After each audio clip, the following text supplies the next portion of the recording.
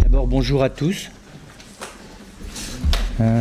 Voilà, on commence cette nouvelle année avec une question qui est une question que beaucoup d'entre nous se sont posées à un moment donné dans leur vie. Est-ce qu'on a une vocation? Et dans le mot français, enfin, dans la culture française, quand on se pose cette question, c'est plutôt de savoir si on a une vocation sacerdotale ou religieuse. C'est pour ça que, délibérément, en parlant avec Jean-Renaud, on a élargi la question à quelque chose de beaucoup plus... qui touche tout le monde, qui est au fond, y a-t-il quelque part une place pour chacun de nous? Avons-nous à chercher dans notre vie l'endroit où nous devons être? Et puis, comme croyants, est-ce que Dieu nous attend quelque part? Est-ce que il y a un endroit qui est préparé pour nous, quoi? Alors au ciel, on sait que le Seigneur nous a dit qu'il nous préparait une place, mais est-ce qu'il y a un endroit où on doit être et pas un autre? Est-ce qu'il y a pas nécessairement un projet de Dieu, mais voilà, est-ce que qu'on fasse ceci ou qu'on fasse cela, c'est secondaire, c'est simplement parce que ça nous plaît ou parce qu'on a choisi ça? Ou est-ce que, entre guillemets, est-ce que Dieu a une idée derrière la tête qu'il faudrait découvrir? Alors, je me disais, d'abord du côté des exemples, on a des choses extrêmes. Il y a des gens qui vous disent, à 10 ans, j'ai trouvé ma vocation. J'ai vu l'autre jour une jeune femme qui me disait, mais à 18 ans, elle est venue visiter l'atelier des Gobelins. L'atelier des Gobelins, il n'est plus au Gobelins, il est à Beauvais. Hein? Et l'atelier des Gobelins, ce sont des gens qui font des tapisseries, seuls ou à deux. Et vous avez là-bas des femmes, des hommes aussi, mais un certain nombre de femmes, qui sont 5 ans, seuls, 32 heures, 35 heures, je ne sais plus, enfin bref, le temps légal de travail, seuls, avec leur tapisserie, dans un silence complet, et qui font ça la même tapisserie pendant 5 ans. Voilà. Et je me dis, c'est pas courant, quoi. Un artisan qui travaille silencieusement, seul à son œuvre, pendant 5 ans, je dis, mais c'est la Chartreuse ici. Voilà. Et c'est très beau, cette femme nous disait qu'elle dit, voilà, j'ai eu cette vocation, à 17 ans, en venant visiter cet endroit, j'ai compris que je serais heureuse là. Voilà. Je n'ai pas demandé si par ailleurs elle était mariée, mais voilà, donc c'est pour vous dire, vous avez des gens comme ça, ils sont, alors les autres diront, ils sont casés, quoi. Ils sont vraiment casés dans le sens mais ils sont heureux dans leur case, enfin à l'endroit où ils sont. Et ils ont l'air, alors vous en avez, ils sont à un endroit qui n'était pas du tout ce que la vie les préparait apparemment là où pas du tout où la vie les préparait à être. J'ai comme ça un oncle qui est au Panama. Il s'est marié avec quelqu'un de 25 ans de moins que lui et il a trouvé sa vocation. Il va régulièrement agir sur les lieux de conflit du monde pour s'occuper des banques du sang. Et il habite là-bas dans un petit village du Panama. Et c'est vrai, aller trouver sa place et sa vocation, quand on est français, originaire de France, au Panama, en se mariant avec elle est chilienne, je crois. Pourquoi pas, de 25 ans de moins que soi? Pourquoi pas, voilà. Donc vous avez des gens, ils resplendissent d'avoir apparemment, en tout cas, trouvé leur vocation personnelle. Et puis à l'autre extrême, vous avez les errants permanents. Des gens, ils sont jamais bien là où ils sont. Alors, vous en avez, ils sont à la recherche de leur vocation depuis toujours, et à 95 ans, ils ne l'ont toujours pas trouvé. Et puis vous en avez, ils ne sont jamais posé la question, mais ils sont, voilà, alors vous en avez, ils ont bien accepté qu'au fond, ils sont toujours en mouvement, ils ne font pas la route, mais c'est la même chose, ils sont sur la route. Et c'est même pas par vocation, c'est par contrainte. Voilà, donc dans les exemples, on a les deux. Alors, on va dire, oui, les casés sont plus heureux que les autres. Apparemment, oui.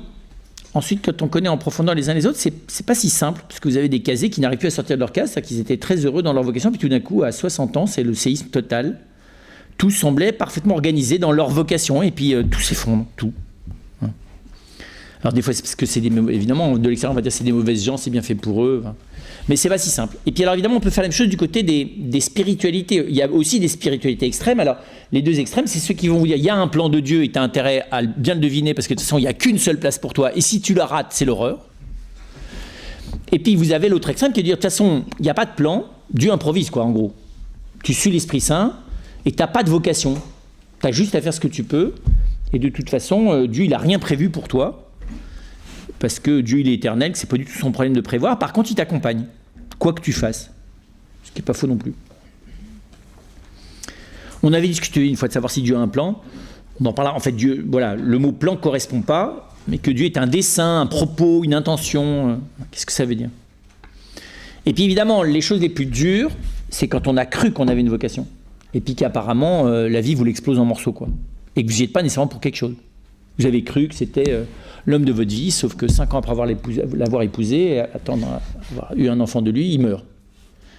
Parce que vous êtes en train de la vie religieuse et parce que pour ne pas devenir fou ou folle, vous en êtes sorti au bout de 25 ans, ou de 30 ans, ou 40 ans. Et que vous dites, mais c'était quoi? C'était ma vocation, je deviens folle. Et le médecin, et même mes supérieurs me disent, tu ne peux pas devenir folle dans cette vie si le médecin et tout le monde te dit qu'il faut en sortir pour survivre. T'en sors, c'était quoi ta vocation? De devenir folle? D'être religieuse? De ne pas être religieuse? De l'être provisoirement? Alors vous avez là aussi des gens qui vivent très bien d'avoir des vocations entre guillemets apparemment successives, puis vous en avez qui le vivent très mal. Et c'est bien compliqué, aujourd'hui plus que jamais. Alors autrefois bien sûr, les gens qui quittaient la vie religieuse, c'était des mauvais gens qui n'étaient pas fidèles à leur vocation, comme ceux d'ailleurs qui divorçaient, qui se remariaient. Aujourd'hui on est moins simpliste dans nos jugements. Voilà. Et on s'aperçoit que c'est une vraie question. Avons-nous une vocation personnelle, même humainement, et a fortiori dans la grâce? Qu'est-ce que ça veut dire? Vous voyez, je dirais, là-dessus, les choses étaient simples, beaucoup plus simples. D'abord, les 3/4 des gens, tout le monde avait pour vocation de recommencer ce qu'on avait toujours fait en essayant d'améliorer un peu. Déjà, ça vous donnait une vocation commune. D'abord, la première vocation, c'était de survivre. Donc ça, c'est la vocation commune. Et d'ailleurs, ceux qui ne survivaient pas, qui avaient vraiment les moyens de vivre mieux, souvent, ils ne resplendissaient pas. Donc, en gros, la vocation commune, ça vous calait quand même. Ensuite, souvent, on avait la vocation que la communauté ou la famille a toujours décidé que vous auriez, c'est-à-dire de reproduire ce qu'avait fait votre père, votre grand-père, votre arrière-grand-père. Ou si ce n'est pas de le reproduire, c'est en tout cas de vivre peut-être d'autres choses, mais dans les mêmes conditions. Bien qu'il y a toujours eu dans les familles, quand on voit les arbres généalogiques, des familles où on reproduit et on n'est pas nécessairement malheureux, et d'autres où on change tout le temps et on n'est pas non plus nécessairement malheureux. Mais on va dire que les choses, en tout cas au plan religieux, étaient plus simples. Je vous dis, il y avait des gens, enfin, moi je pense à l'après-guerre, même l'entre-deux-guerres, il y avait ceux qui avaient la vocation et puis ceux qui ne l'avaient pas. Souvent d'ailleurs on entend les gens vous dire, vous avez la chance, vous avez une vocation. C'est comme les gens qui vous disent, oui, vous avez eu la grâce de la foi, moi je ne l'ai pas eu. Je la demande, mais je ne l'ai pas. Alors vous l'avez eu, alors que vous ne l'avez pas demandé. C'est pas juste. Et puis l'idée, vous savez, vous avez des gens qui sont terrorisés, ils viennent vous dire, mais mon père, j'espère que j'ai pas une vocation. Parce que je n'ai qu'une seule crainte, c'est d'avoir une vocation. Donc en gros, la personne, qu'en plus souvent il y a un espèce d'imaginaire un peu infantile, mais en gros c'est quasiment à se planquer derrière tous les arbres pour que Dieu ne trouve pas la personne. Vous voyez qu'éventuellement, voilà, on ne se met pas dans les églises, pas dans les endroits, pas de retraite spirituelle. Alors quand même on garde la foi, on est chrétien quoi. Voilà. Mais on se dit, une fois que je serai marié, après ça, enfin si j'y arrive, après ça je vais réfléchir peut-être si j'avais une vocation, mais en tout cas pas maintenant. Voilà.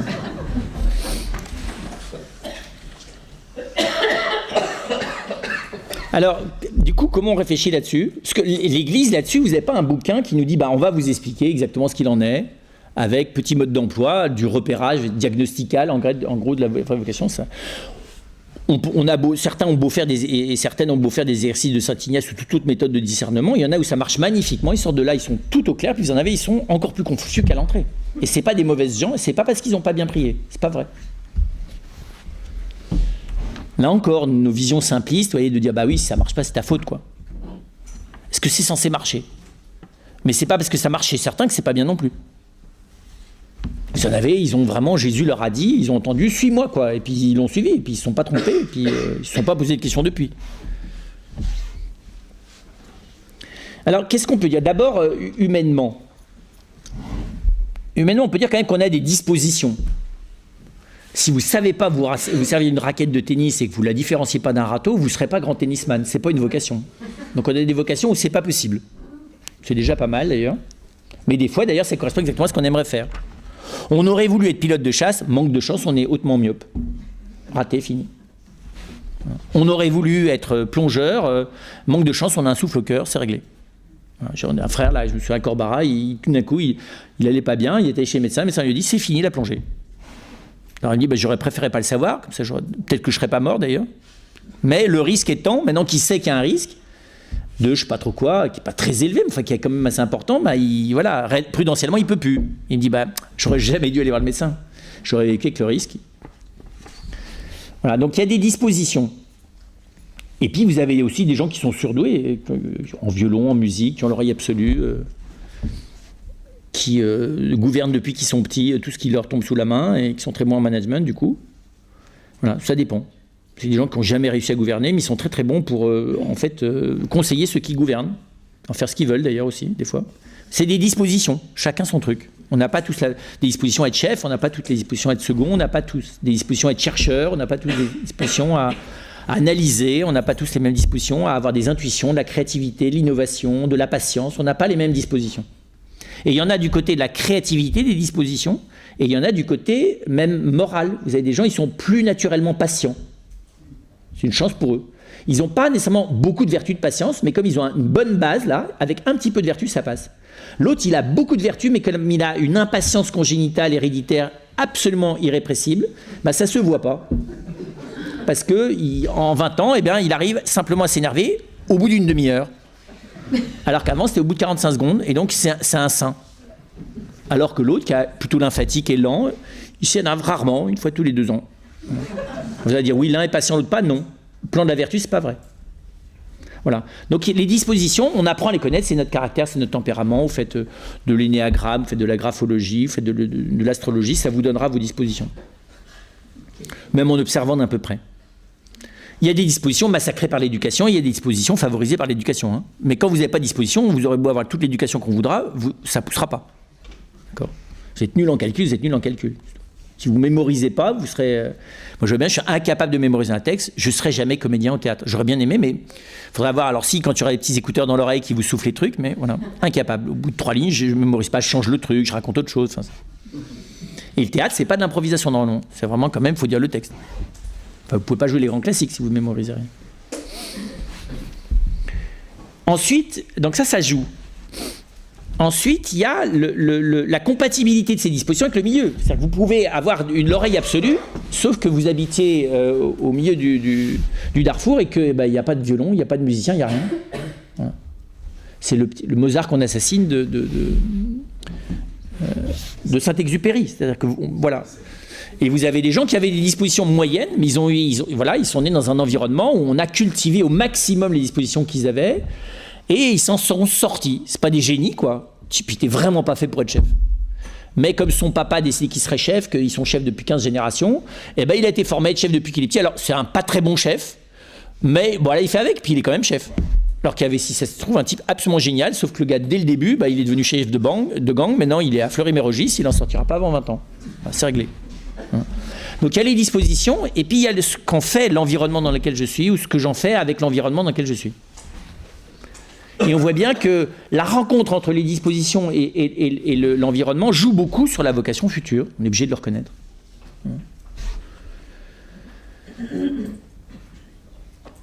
Ensuite, il y a plus profondément, ça ne détermine pas les choses.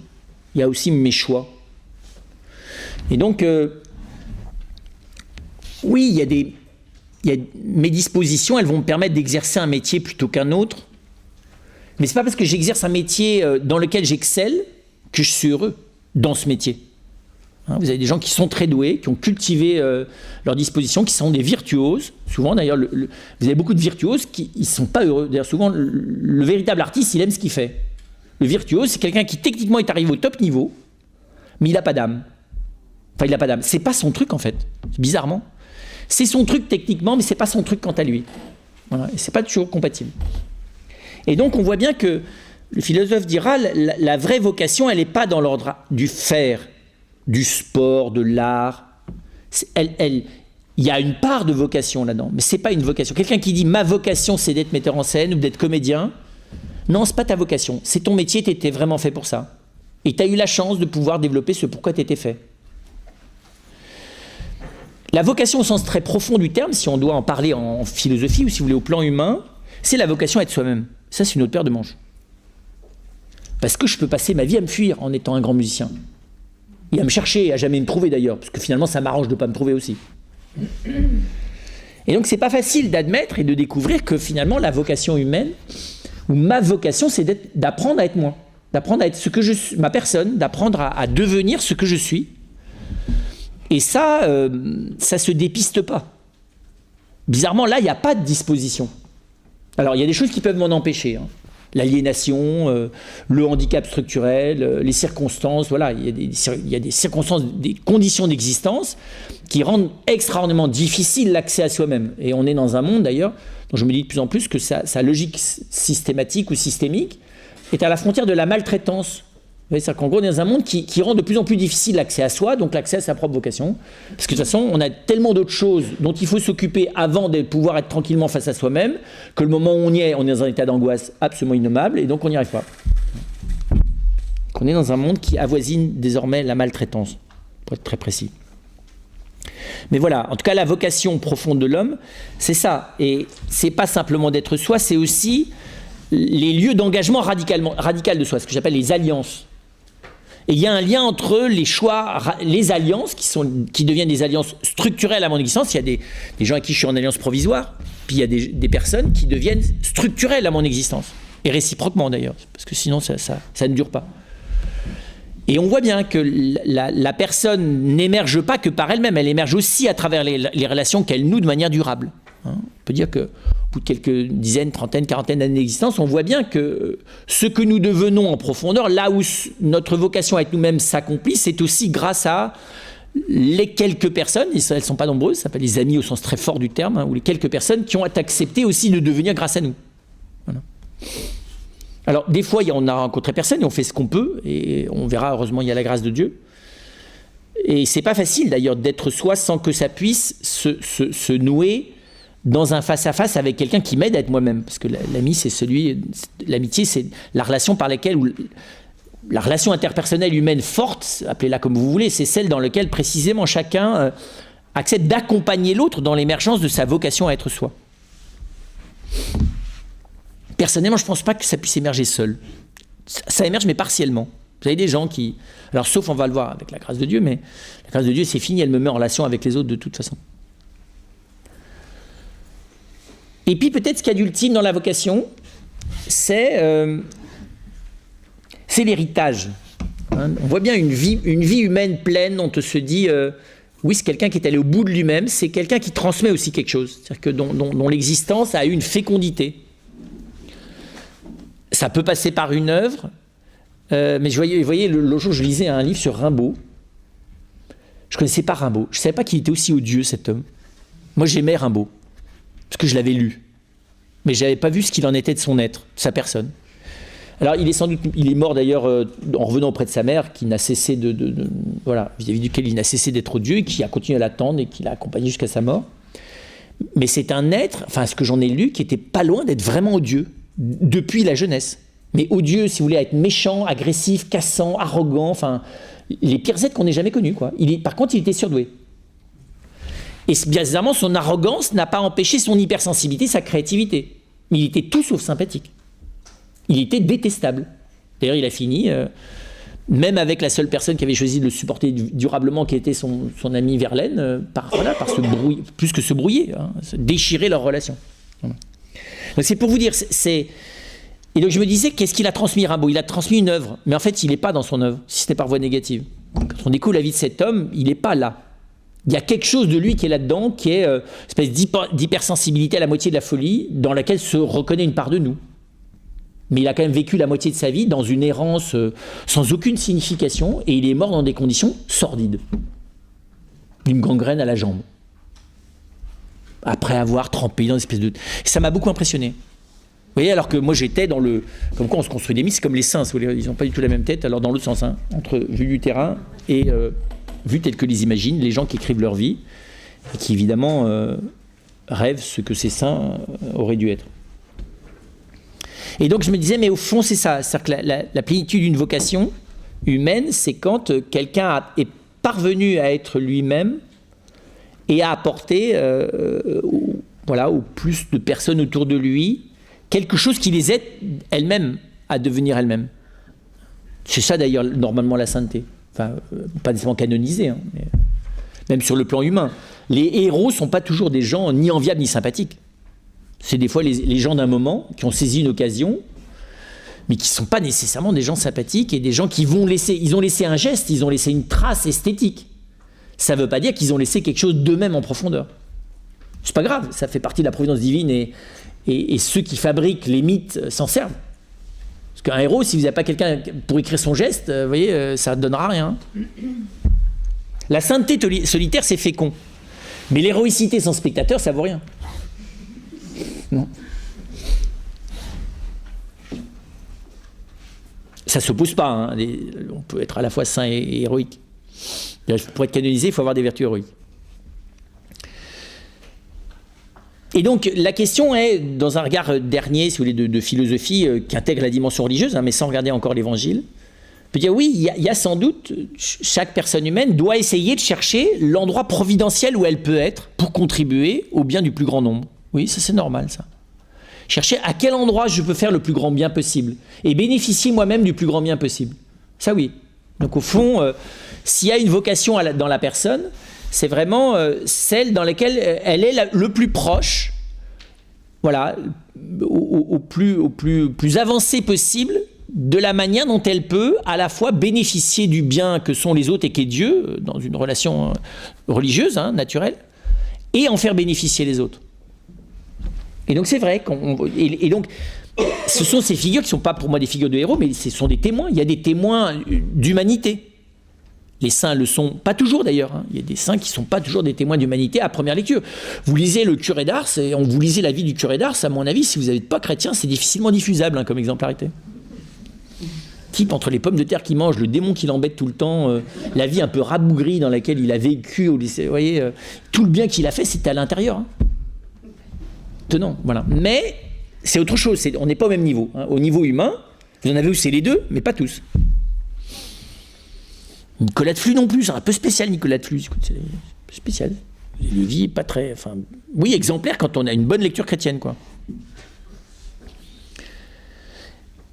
Et donc, je pense qu'on peut, voilà, humainement, il y a quelque chose dans notre cœur qui aspire à ça. C'est trouver ça. Les gens disent trouver sa place.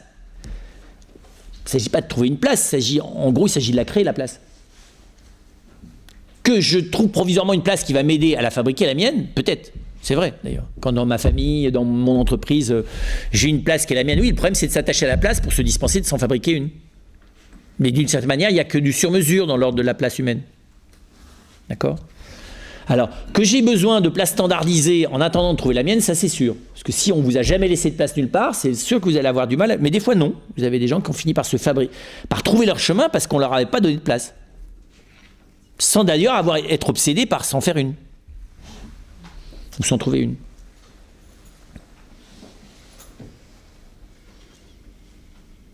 Et donc on voit bien que cette recherche du bien maximal, oui, de la maximalisation du bien pour moi et pour autrui, d'ailleurs si on est au fond, c'est ce à quoi on aspire.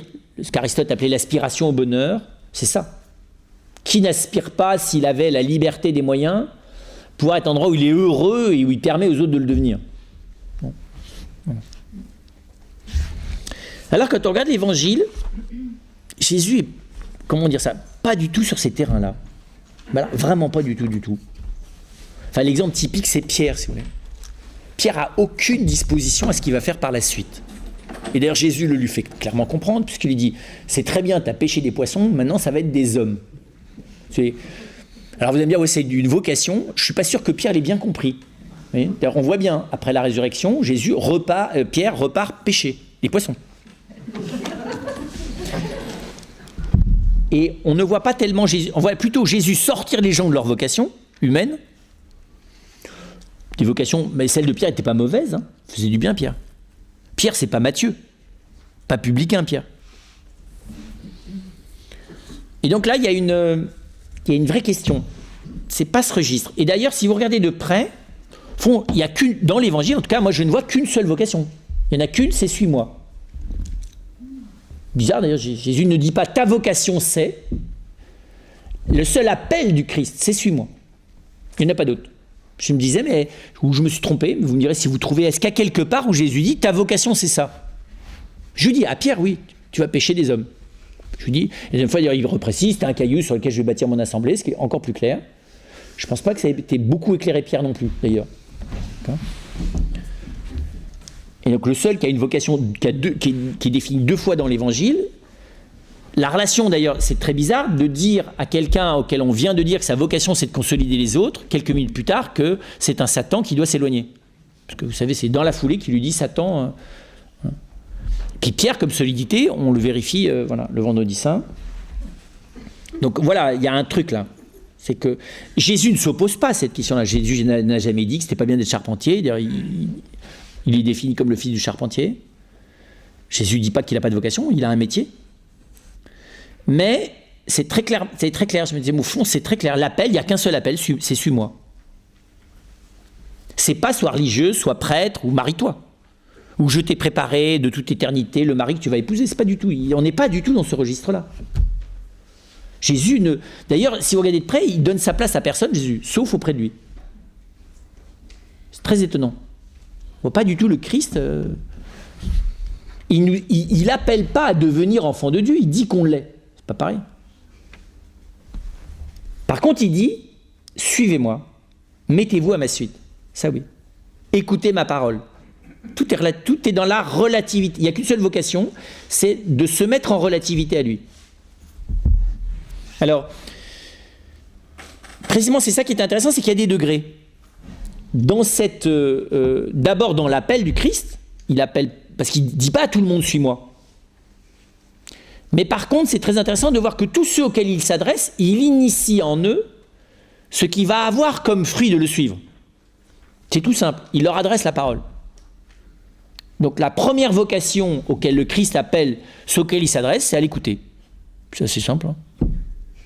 Je trouve ça admirable. Première vocation fondamentale, c'est l'écoute. Vis-à-vis du Christ. Donc il y a une vocation chrétienne commune, c'est l'écoute. Elle est même d'ailleurs plus large que le baptême. Tout homme est invité à écouter le Christ. Tout homme a pour vocation d'écouter le Christ, puisque le Christ s'est adressé à tout homme. On voit très clair, il ne s'adresse pas qu'aux Juifs. Il fait très attention à ça. Il y a des moments où il s'adresse spécifiquement aux Juifs, mais dans 90% de ses paroles, il ne s'adresse pas aux Juifs. Il s'adresse dans le cadre d'Israël, mais sa parole, on le sait bien, elle est parfaitement universelle. Il y a plein de gens aujourd'hui qui ne sont pas juifs, qui ne sont pas chrétiens, et qui sont touchés par la parole du Christ. Pas nécessairement au point de devenir chrétiens, mais qui sont touchés par sa parole. Donc il me semble que la première chose, c'est ça. C'est que le premier appel, c'est à écouter. Et puis à entendre, parce qu'il ne suffit pas d'écouter. Hein, entendre, c'est se laisser changer par ce qu'on entend. Enfin, par ce qu'on écoute. Ou alors c'est matériel. Hein. Pour aussi, entendre, ça peut être aussi purement matériel. Mais entendre au sens évangélique, c'est vraiment aller jusqu'à se laisser transformer par ce qu'on a entendu. La deuxième chose, et elle va ensemble, c'est se tourner vers lui. C'est-à-dire pas simplement écouter sa parole ou entendre sa parole, mais se mettre à son école. Se laisser enseigner. C'est-à-dire entrer pour soi dans la signification de ce qu'il dit. C'est ça, devenir disciple. Hein. La définition du disciple, c'est pas simplement celui qui est écoutant, c'est celui qui est écoutant devient pratiquant de la parole. Essayer de se conformer à son enseignement. Et puis on voit bien le stade d'après, mais qui, on le voit très bien quand on lit les évangiles et dans la foulée les actes des apôtres, c'est d'accueillir le Christ. Pas simplement dans sa parole, pas simplement dans son enseignement, mais à travers son enseignement et sa parole, dans sa personne. Ce qui n'est pas la même chose. Je peux écouter quelqu'un sans le rencontrer. D'accord ? Je peux me contenter de l'écouter.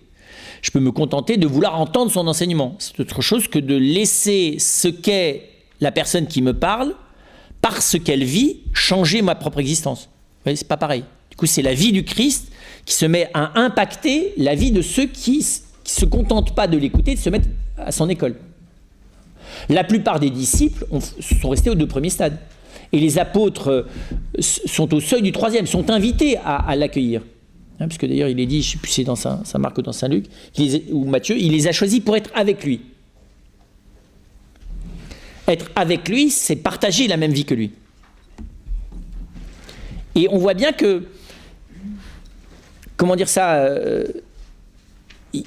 je ne peux pas m'arrêter à un stade ou à un autre. Enfin, vous voyez, je peux pas dire ça. C'est intrinsèque. Ce chemin, il est intrinsèque.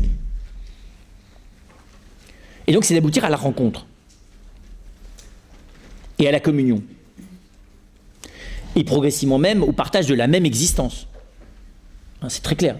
Notre vocation, c'est d'être enfant de Dieu, ou c'est de l'être et de le devenir. C'est-à-dire, l'étant embryonnaire, ayant reçu la vie d'enfant de Dieu par le baptême, c'est très clair, par cette nouvelle naissance, c'est d'entrer dans une vocation qui n'est rien d'autre que de vivre la même vie que le Christ. Ça, c'est ce qu'il dévoile notamment dans l'évangile de Jean. Alors, on voit qu'il y en a certains chez qui le passage de l'écoute de la parole à la rencontre est très rapide. On le voit chez les 2 premiers disciples dans l'évangile de Jean, qui ont cette parole qui est significative, qui dit « Où demeures-tu ? Où demeures-tu ? Que cherchez-vous » Ils ne disent pas t'écouter, c'est ce qu'ils ont fait. Ils ne disent pas suivre ton enseignement. Mais c'est aller chez toi. C'est le stade d'après, c'est la rencontre. Et donc, suivre le Christ, c'est vivre sous le même toit que lui, quoi. C'est demeurer là où il demeure et accepter qu'il demeure là où nous demeurons. Et je vous dis, là-dessus, on voit bien que le moment de cette rencontre n'est pas la même pour toute personne. Et la proposition de la rencontre de la part du Christ n'a pas nécessairement le même visage, mais la vocation à la rencontre, elle est commune. Tout homme a pour vocation d'écouter la parole. Tout homme est appelé un jour à rencontrer le Christ, et le baptisé a en lui, comment vous dire ça, ne peut plus trouver sa vocation en dehors de cette rencontre. C'est simple. C'est pour ça qu'il faut réfléchir avant de baptiser les enfants. Ils ne pourront plus trouver leur vocation en dehors du Christ, il faut le savoir.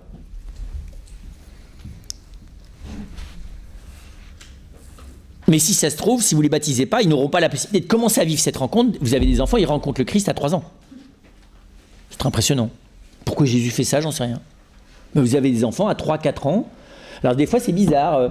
Ils l'ont rencontré, mais la rencontre n'est pas encore définitive. Vous avez une éclipse, l'adolescence, tout ça vient tout brouiller. Mais vous avez des enfants à 3-4 ans, vous voyez bien, qui vivent par des moments dans la prière, mais des rencontres.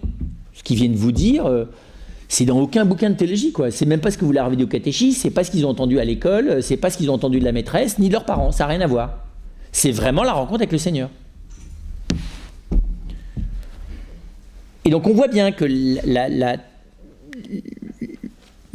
rencontre et la communion avec le Christ rencontré est notre vocation commune à laquelle nous destine, vous voyez, au sens très radical, vers lequel nous propulse le baptême.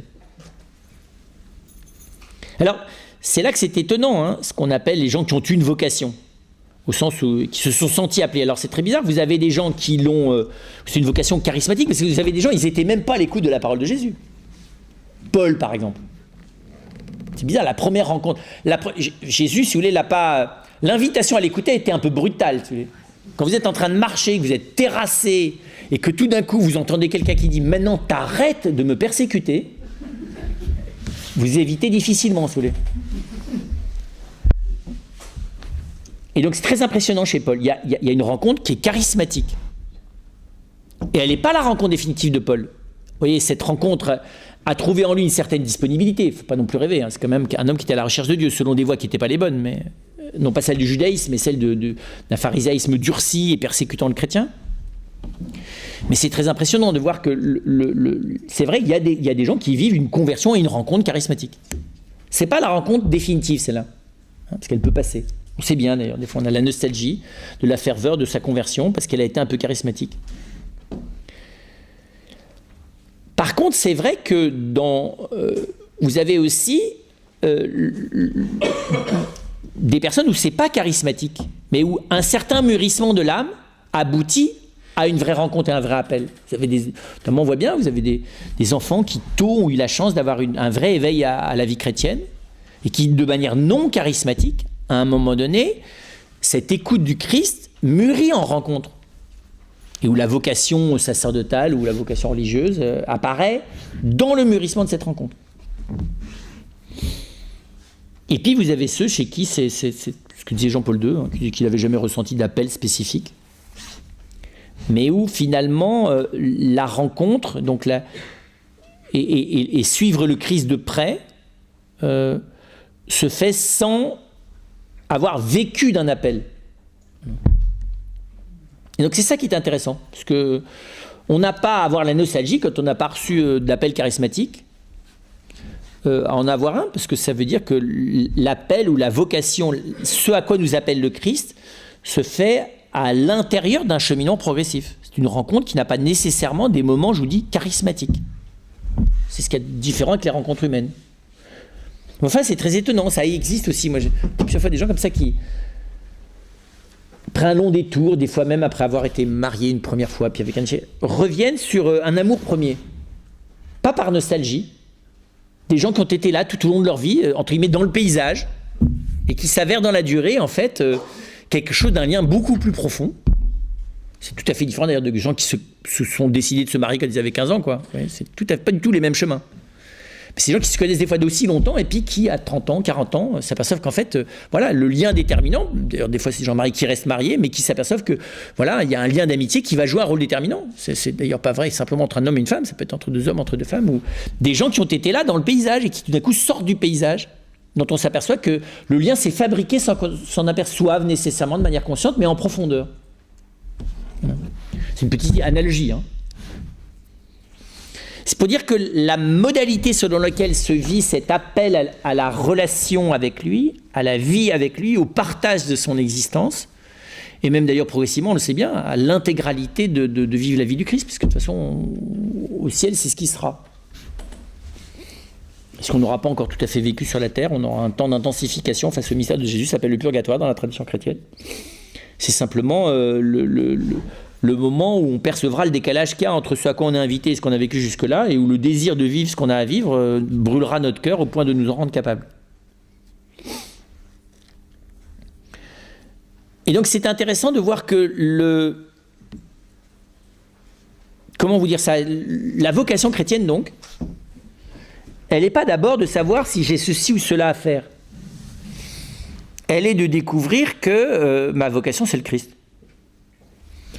Et que donc, chercher sa vocation, c'est chercher le lieu, les moyens, les personnes, les choix, et plus profondément la manière de vivre. Parce qu'au fond, je sais pas comment dire ça, je ne veux pas dire que ce n'est pas important qui on épouse ou quel métier on va faire ou dans quel comité on rentre. Hein. C'est important, mais ce n'est pas encore ça ma vocation. Quelqu'un qui dit ma vocation c'est d'être carmélite. Non, non, non. Ta vocation, c'est comment tu vas vivre une fois que tu es dans le Carmel. Et où d'ailleurs, au bout d'un certain temps, que tu sois dans le Carmel ou ailleurs, ça ne changera pas grand-chose. Parce que pape François qui disait le 5 octobre là, aux Clarisses d'Assise, votre vocation, c'est de devenir grandement humaine. Impressionnant. C'est pas d'être... Enfin, il dit, ce que vous avez à vivre ne correspond pas à l'idée qu'on a que vous avez à vivre d'une vie ascétique, monastique et seul face à l'absolu. Un peu raide, parce que quand même dans la Sainte Tradition on a dit pas mal ce genre de choses. Il dit non, votre vocation c'est de devenir grandement humaine à la suite du Christ, et dans le Christ, et face à lui, face aux plaies du Christ. Relisez ça, vous allez voir, ça calme légèrement. C'est pas que pour les Clarisses, hein. Il dit ça à des religieuses, mais c'est vrai, parce qu'à un moment donné il leur dit que leur vocation c'est de devenir mère. Voilà, et donc c'est très frappant de voir que quand on lit l'Évangile, les vocations particulières, c'est plutôt l'ensemble des moyens. Alors des fois avec des moyens déterminants, quand vous épousez quelqu'un, c'est pas simplement un moyen parmi un ensemble, hein, je vous l'accorde. Enfin après ça, les enfants que vous avez, ils prennent des fois plus de place que vous l'avez prévu et eux, vous les avez pas choisis. C'est pas toujours facile de savoir qu'est-ce qui fait ce gamin dans ma vocation là. Jusque là j'étais une bonne mère et maintenant depuis qu'il est là, je m'aperçois que ça flanque tout en l'air quoi.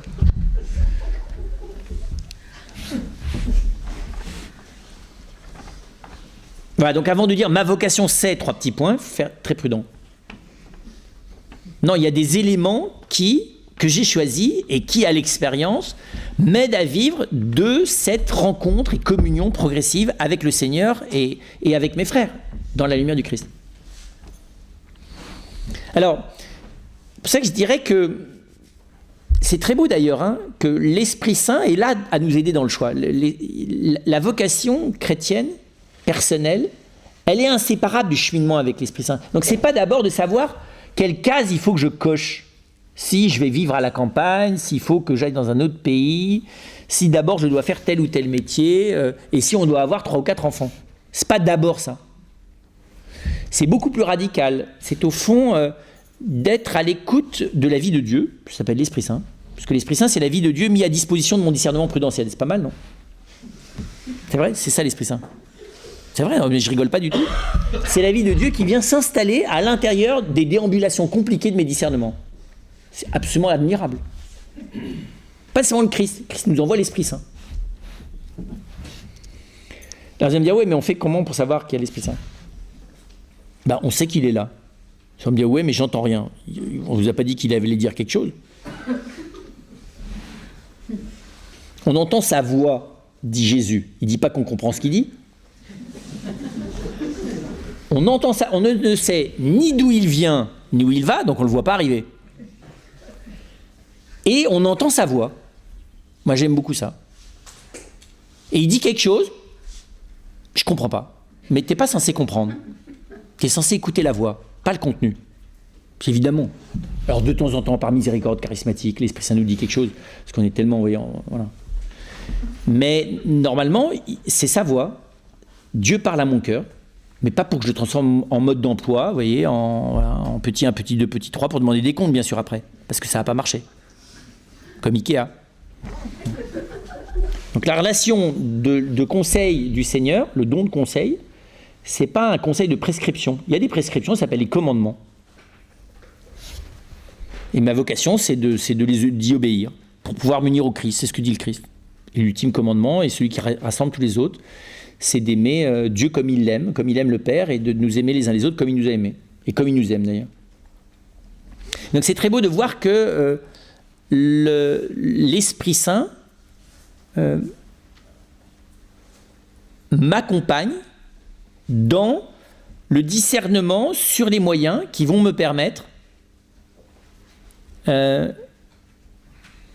vivre à l'école de l'amour, ce qu'il est d'ailleurs lui-même, l'Esprit Saint. À l'école de l'amour du Christ, à l'école de l'amour du Christ pour le Père, à l'école de l'amour du Christ pour chacun de mes frères et de mes sœurs.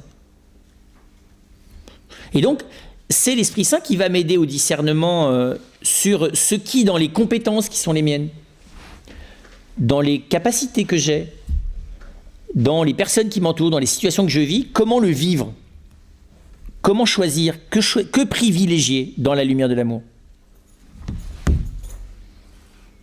Alors évidemment, ça va jouer sur les choix relationnels, sur les orientations, sur le changement de manière de vivre.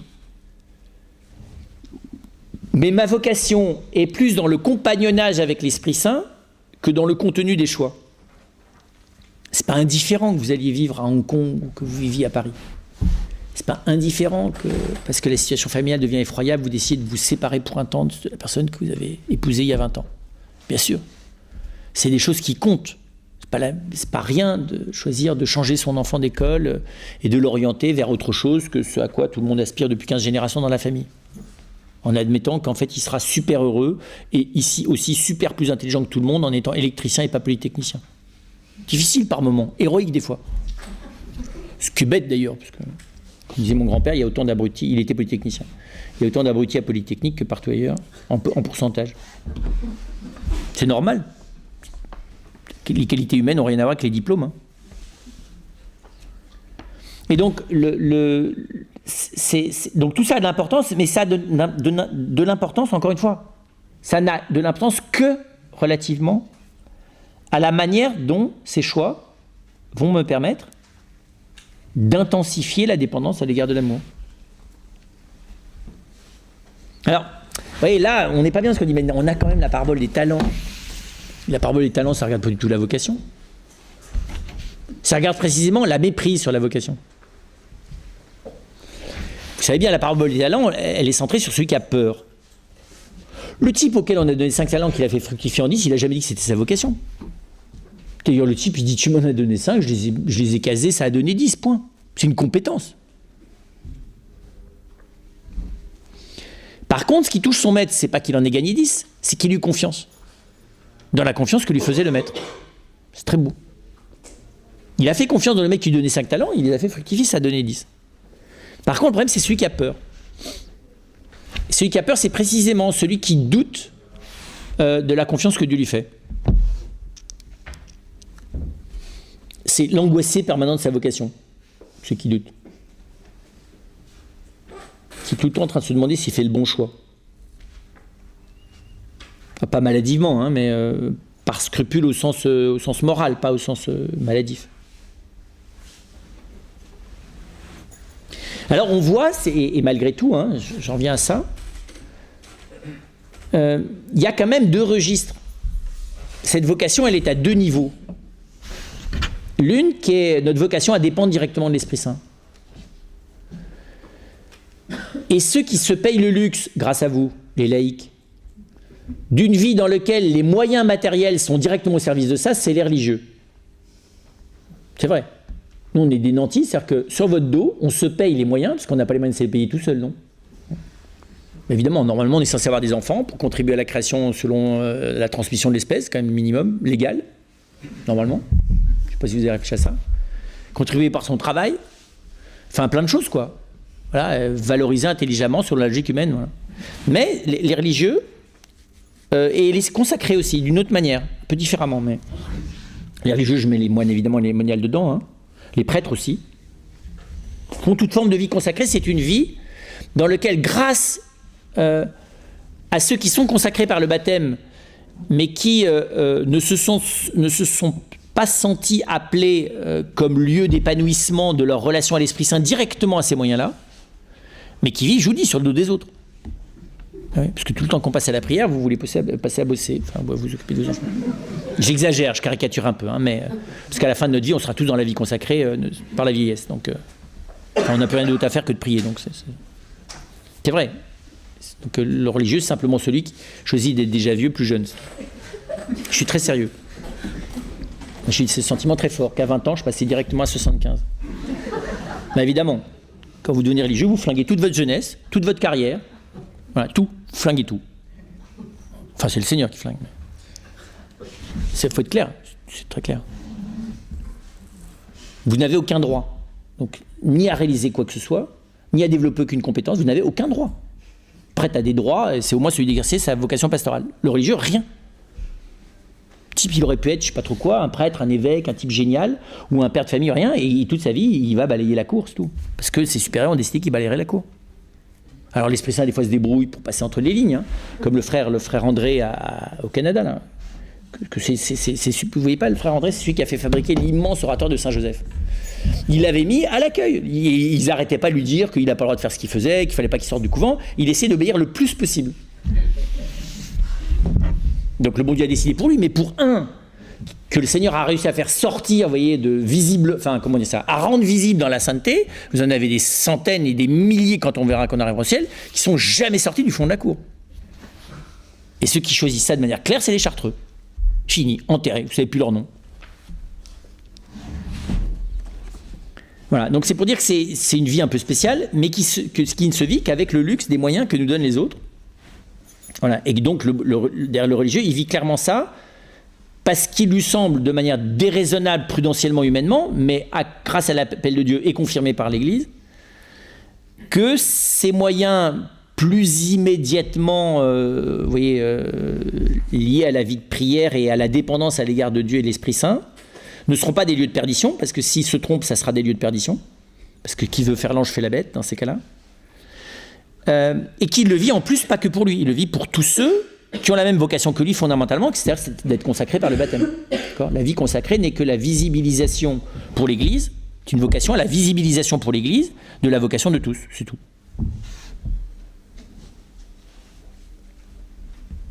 Mais c'est la même, fondamentalement. C'est-à-dire qu'il n'y a pas des gens qui ont pour vocation de vivre directement de l'Esprit Saint et d'autres qui ont pour vocation de vivre de l'Esprit Saint, en plus de leur vocation qui est humainement, de faire tourner la planète, de s'occuper de créer des familles et de se gérer le monde, quoi.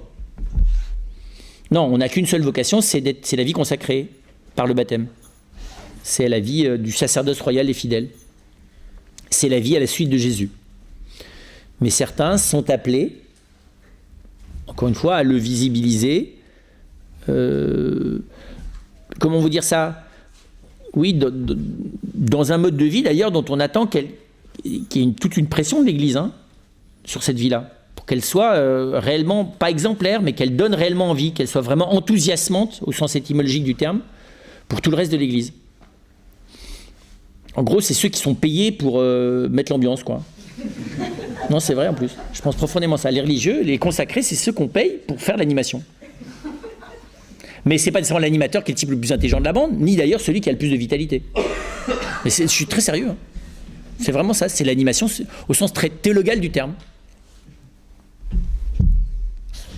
C'est ceux qui n'ont rien à faire d'autre toute la journée que de demander au chef de les former, le chef animateur, qui s'appelle l'Esprit Saint, de les former à essayer d'animer l'ambiance dans l'Église.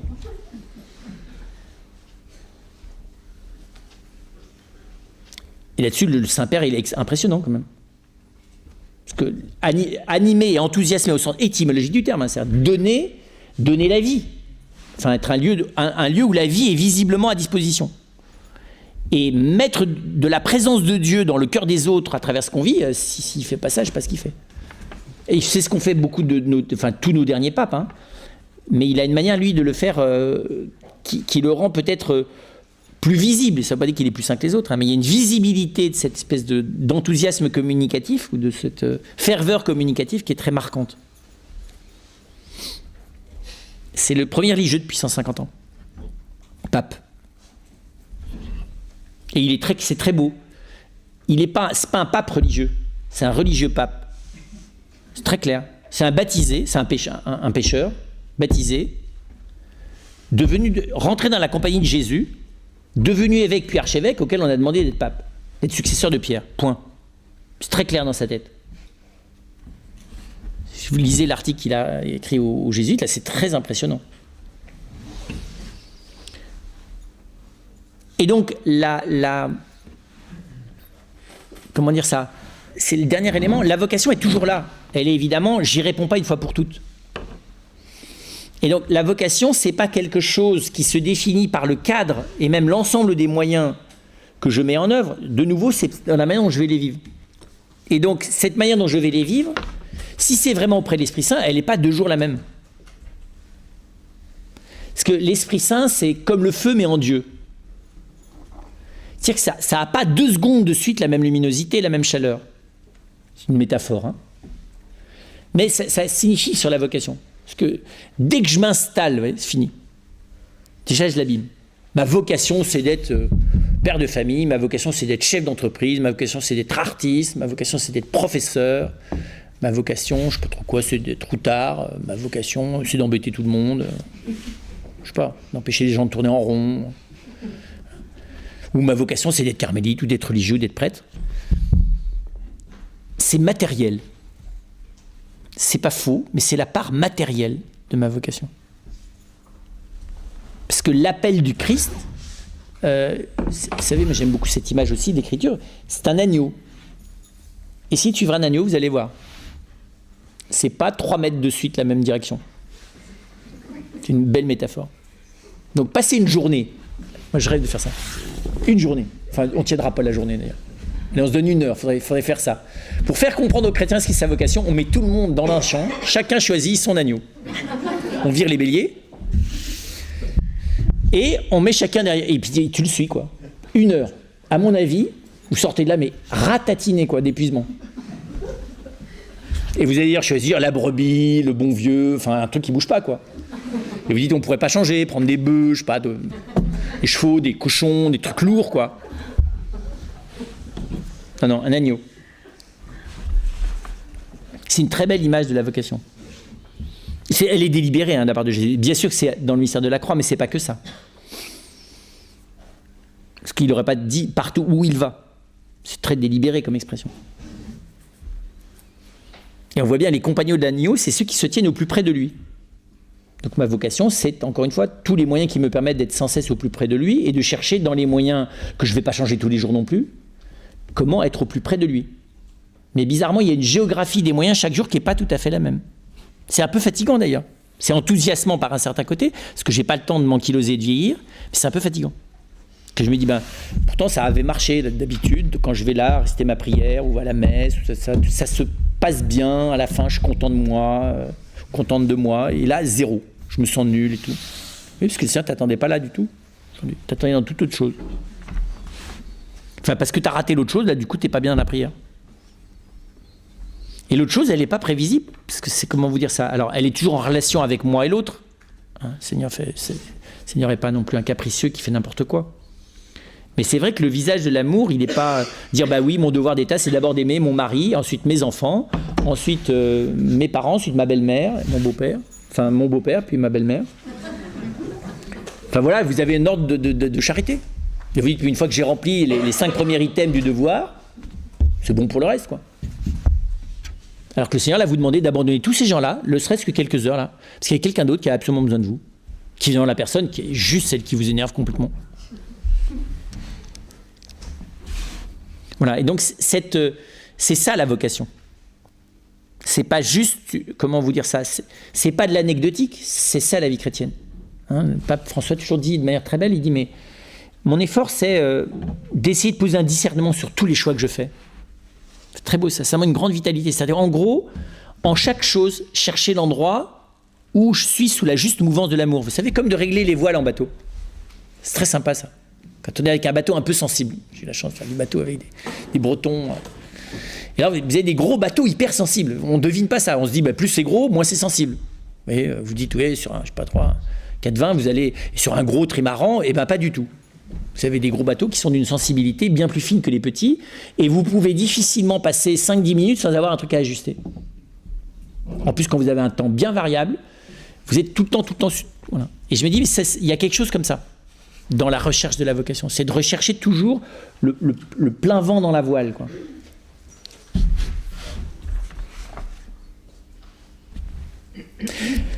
Dernier élément, pour vous laisser le temps des questions. Cette vocation, elle n'est jamais solitaire. Je vous le disais, elle est toujours fondamentalement liée à ceux que le Seigneur m'a donnés pour être durablement des compagnons d'existence et que j'ai choisis comme tels. Ou qui se sont avérés dans la durée, finalement, les compagnons d'existence que le Seigneur me donnait, les compagnons au masculin et au féminin d'existence que le Seigneur me donnait. Et donc c'est très étonnant aussi que ce sont mes frères, enfin ceux que le Seigneur a mis le plus proche de moi, et cette proximité peut aussi varier selon les jours, parce que des fois, tout d'un coup, quelqu'un devient prochain pour me tendre un verre d'eau dont j'avais besoin, ou venir me signifier quelque chose de la part du Seigneur. Et donc, il n'y a pas de vocation sans le face-à-face avec mon frère ou ma sœur tout le temps. Très souvent, le discernement qu'on va chercher dans l'intériorité, il va se trouver dans le visage de l'autre. Et ça, c'est pas simple non plus. Parce qu'il faut une grande souplesse. Des fois, on est dans son intériorité, là, et puis on est énervé, parce d'abord, des fois, on est agité par plein de trucs, puis on n'arrive pas à faire le clair. Et c'est pas si facile d'être simultanément mendiant de l'Esprit Saint à l'intérieur et mendiant de l'Esprit Saint à travers le visage et la présence d'autrui. Et donc, c'est vrai que nous n'avons pas de vocation les uns sans les autres. Et nous, très vite, on ne trouve plus son chemin parce qu'on ne le demande plus assez. À ceux qui sont à côté, vous voyez, ou parce que des fois, parce qu'ils ne nous le donnent pas, hein, mais le bon Dieu se débrouille, il est assez souple pour trouver son chemin. On trouve toujours des indicateurs. C'est pas toujours les poteaux d'indicateurs que j'étais, vous voyez, on est habitué à ce que ça soit telle personne, puis là, zéro. La personne, des fois même, ça peut être même des fois notre père spirituel nous dit un truc. On attendait tellement qu'il y ait une lumière, puis rien du tout, ça fait même pas plouf. Rien. Chez vous, alors on reçoit ça pieusement, et on a raison d'ailleurs en disant mais il y a sûrement une lumière dedans, ce qui est d'ailleurs tout à fait vrai. C'est le fait d'accepter qu'il n'y en ait pas. C'est une grande lumière. Et des fois, le Seigneur va passer, je suis dans la vie religieuse, et pas du tout par votre personnalité, mais le frère là vous dit de toute façon, lui, tu lui demandes des conseils, laisse tomber. Hein. Puis il est incompétent, de toute façon, il ne me connaît pas, il ne comprend rien, tout ce qu'il me dit, c'est de travers par rapport à moi. Mais pas de problème, je l'aime, je vis avec. Hein. Et puis là, pile, c'est 1000, pile dans le 1000. Voilà. Et donc c'est pour dire que le Seigneur s'est servi de la naisse de Balaam pour enseigner le peuple d'Israël. Donc il est capable de servir de nous pour nos frères, y compris ceux avec qui on n'a pas des atomes crochus. Parce qu'on n'est jamais aussi bête que la naisse de Balaam, quand même. Ce que disait le curé d'Ars. Et donc la charité fraternelle est un élément intrinsèque, bien sûr du discernement initial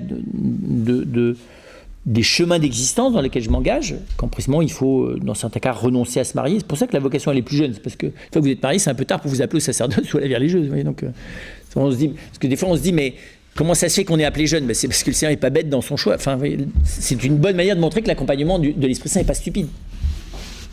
Parce que c'est vrai, c'est bizarre que pourquoi la vocation religieuse ou sacerdotale est des fois plus tôt. Mais c'est parce que sans un tout petit peu quelque chose de charismatique ou un mûrissement, voilà, c'est au moment de la non encore maturité qu'il faut que l'appel ait lieu. Or normalement le discernement d'une vocation, ça réclame la maturité. C'est pour ça qu'il y a un petit coup de pouce. C'est dans ce sens-là. C'est pas un truc de plus, vous voyez, je veux dire. Vous n'avez pas besoin à 10 ans de savoir avec qui vous allez épouser, non. Ni même que vous allez devoir vous marier, parce que de toute façon c'est inscrit dans votre nature de devoir vous marier. Ça bougera pas, c'est statutaire. On est fait pour ça, point. Et on l'est d'ailleurs jusqu'à sa mort, même si on ne peut pas avoir d'enfant, on est encore capable de se marier. C'est légal d'ailleurs, et canonique. On peut se marier à 95 ans, avec une autre personne de 85 ans, dans une maison de retraite, si nos deux conjoints sont morts. Il y a des gens qui font ça d'ailleurs. Mais donc c'est pour dire que voilà, il faut aussi comprendre comment est-ce que... Vous voyez, parce qu'il y a toute une mythologie autour de la vocation. Et d'ailleurs, on enveloppe d'ailleurs, pour que les vocations apparaissent, il faut bien envelopper un peu les enfants de cette mythologie. On leur lit le petit Samuel, on leur lit la vie des saints qui, dès qu'ils étaient petits, étaient appelés au cas où. C'est normal, non? Moi, je trouve que c'est tout à fait bien de faire ça. Si vous ne faites pas grandir les enfants dans la possibilité d'être appelés jeunes de manière charismatique, comment vous voulez en avoir des vocations? Vous voyez, au sens des vocations sacerdotales ou religieuses. Mais c'est tout bêtement, ça n'a rien de miraculeux au sens où ces gens-là seraient mieux que les autres. C'est juste parce qu'il faut le faire avec d'autres moyens que d'habitude, parce que d'habitude, normalement, c'est dans le temps que ça se mûrit. Alors on me dit, ouais, mais d'ailleurs, rétrospectivement, on ferait mieux d'attendre un peu plus longtemps pour se marier, parce que vu que la maturité arrive plutôt après, enfin, vous voyez, pas une fois qu'on est plus marié, mais c'est vrai, en gros, on s'aperçoit qu'on est mûr pour faire des choix mûrs sur les personnes, plutôt beaucoup plus tard. Comme d'ailleurs sur la manière d'éduquer les enfants. Et donc ça devrait aider, moi, je trouve, que de voir que des enfants de 10 ans ont la vocation d'être prêtres et qui vous le disent droit dans les yeux. Ça devrait permettre de ne pas avoir peur, quand on ne l'a pas eu, cette vocation-là, de se marier sans attendre d'avoir 45 ans, en se disant, de toute façon, si à 10 ans il a décidé de prêtre, je vois pas pourquoi moi à 25 je pourrais pas me marier, quoi. Et d'avoir des enfants. Parce qu'on est dans un monde qui vous rappelle raisonnablement que vous n'en êtes pas capable, ce qui est vrai. Aujourd'hui, c'est un choix. Si vous voulez vraiment le mûrir en pesant tous les éléments, il faut attendre 85 ans, quoi. Moins qu'un métier. Enfin, un métier, c'est plus rapide. Parce qu'on est doué, pas pour le mariage. Il n'y a pas des gens doués pour le mariage. Il y a des gens qui ont les chances d'avoir des tempéraments plus compatibles et plus faciles à vivre, hein, c'est pas tout à fait pareil. Alors qu'on est doué pour être charpentier. Et ça se voit des fois à 12 ans. Ou pour être champion de tennis. Ça peut se voir à 7. Alors on est tous doués pour la sainteté précisément. Et ça c'est très étonnant de voir comment est-ce que je finirai par là, cultiver l'intelligence de la vocation chrétienne. Moi je trouve qu'on devrait la cultiver en amont. C'est-à-dire qu'on devrait éduquer les enfants en permanence à la vocation. Pas la vocation religieuse et sacerdotale, la vocation. C'est-à-dire l'écoute de l'Esprit Saint. Qu'il n'y a que dans l'écoute de l'Esprit Saint que je trouverai mon chemin. Qu'il n'y a que là que j'arriverai à mettre de manière heureuse mes capacités naturelles, mes dispositions naturelles au service, voilà, au service des autres, de manière heureuse. Et que dans ce chemin d'écoute permanent de l'appel de l'Esprit Saint sur mon cœur, à un moment donné se fasse entendre un appel un peu plus bizarre et qui ne me semble pas d'ailleurs tout à fait correspondre à mes compétences. Hein. Vous savez, j'ai vu comme ça, on était avec des frères sur un parking, arrive une dame qui nous dit, vous êtes des religieux? Je dis, oui, vous voyez. Et je peux vous poser une question, mais il y en a qui sont prêtes, alors je crois qu'on était deux à être prêtes, mais il y a mon fils là, il est à côté. Il dit qu'il a une vocation pour être prêtre. Vous en pensez quoi? Alors on dit, écoutez, il faudrait qu'on en parle avec lui. Et il dit, puis alors le plus bizarre, c'est qu'il dit qu'il a une vocation prêtre, mais qu'il n'a pas du tout envie de l'être. Alors la madame, on est obligé de vous dire qu'il est chance que ça soit une vraie vocation. Évidemment. Quelqu'un qui à 10 ans vous dit j'ai absolument pas du tout envie d'être prêtre, moi. Je veux me marier, avoir des enfants et faire ceci et faire cela. Et je veux être, je sais pas trop quoi, gendarme, pompier, artiste, tout. Mais voilà, Jésus m'appelle, il y a des chances. Celui qui vous dit depuis qu'il est petit, j'ai toujours voulu être prêtre, et d'ailleurs maman est contente qu'un jour je serai prêtre et donc je veux être prêtre, ça, faut prendre le temps. Et donc c'est très beau de voir comment est-ce que, là, il y a clairement une espèce de saut. Et c'est très beau quand un jeune lui-même voit très bien le décalage entre ce à quoi il est appelé et puis le réel de ce qu'il est. Et qu'en plus, quand il a des fois d'ailleurs même compris, chez les prêtres qu'il a croisés. Parce que le décalage, il dure. comme dans notre vie à tous, entre l'appel profond et puis nos pauvres petits moyens humains. Alors j'ai commencé par la première, c'est la plus facile. Peut-on avoir une vocation d'ermite sans le face-à-face avec les autres? On peut avoir une vocation d'ermite, c'est-à-dire de face-à-face permanent avec les autres. Dans la tradition de l'Église, on est normalement pas ermite sans avoir passé un long temps dans la vie cénobitique, c'est-à-dire communautaire. Et on n'est jamais ermite parce qu'on ne supporte plus les autres. Mais on est ermite pour continuer ce même face-à-face dans l'intériorité de la prière. Et d'ailleurs, dans l'histoire de l'Église, je ne vais pas faire des statistiques, mais il y a beaucoup d'ermites qu'on est rapidement aussi allés rechercher de leur érémitisme pour les ressortir pour faire autre chose. Parce que des gens, ils sont ermites, sauf les 2 heures par jour, ils accueillent plein de gens qui viennent leur poser des questions. Voilà. Les ermites purs qui sont dans le fond de la montagne et personne ne sait qui sont là-bas, c'est souvent des gens qui ont commencé par être très, vous voyez, donnés à leurs frères ou liés à la vocation, ou bien ceux qui ont, des fois par grâce, une vie très intense de charité fraternelle, mais de manière très cachée. Voilà. Et donc, l'érémitisme pur n'existe jamais, ne peut être qu'une forme, je dirais, souvent momentanée, puisque aussi d'existence momentanée, parce qu'elle a été précédée par une autre phase de grande vie de prière et de charité fraternelle. Alors, question philosophique. Se connaître soi-même. Comment ne pas se mentir à soi-même? Comment se décoder en vérité? Comment être sûr vraiment de se connaître soi-même? Eh bien, pas tout seul. C'est pour ça que, déjà humainement, c'est ce qu'avait compris Socrate, c'est ce que développe Aristote sur l'amitié, et c'est ce que le christianisme, à la suite du judaïsme d'ailleurs, a développé.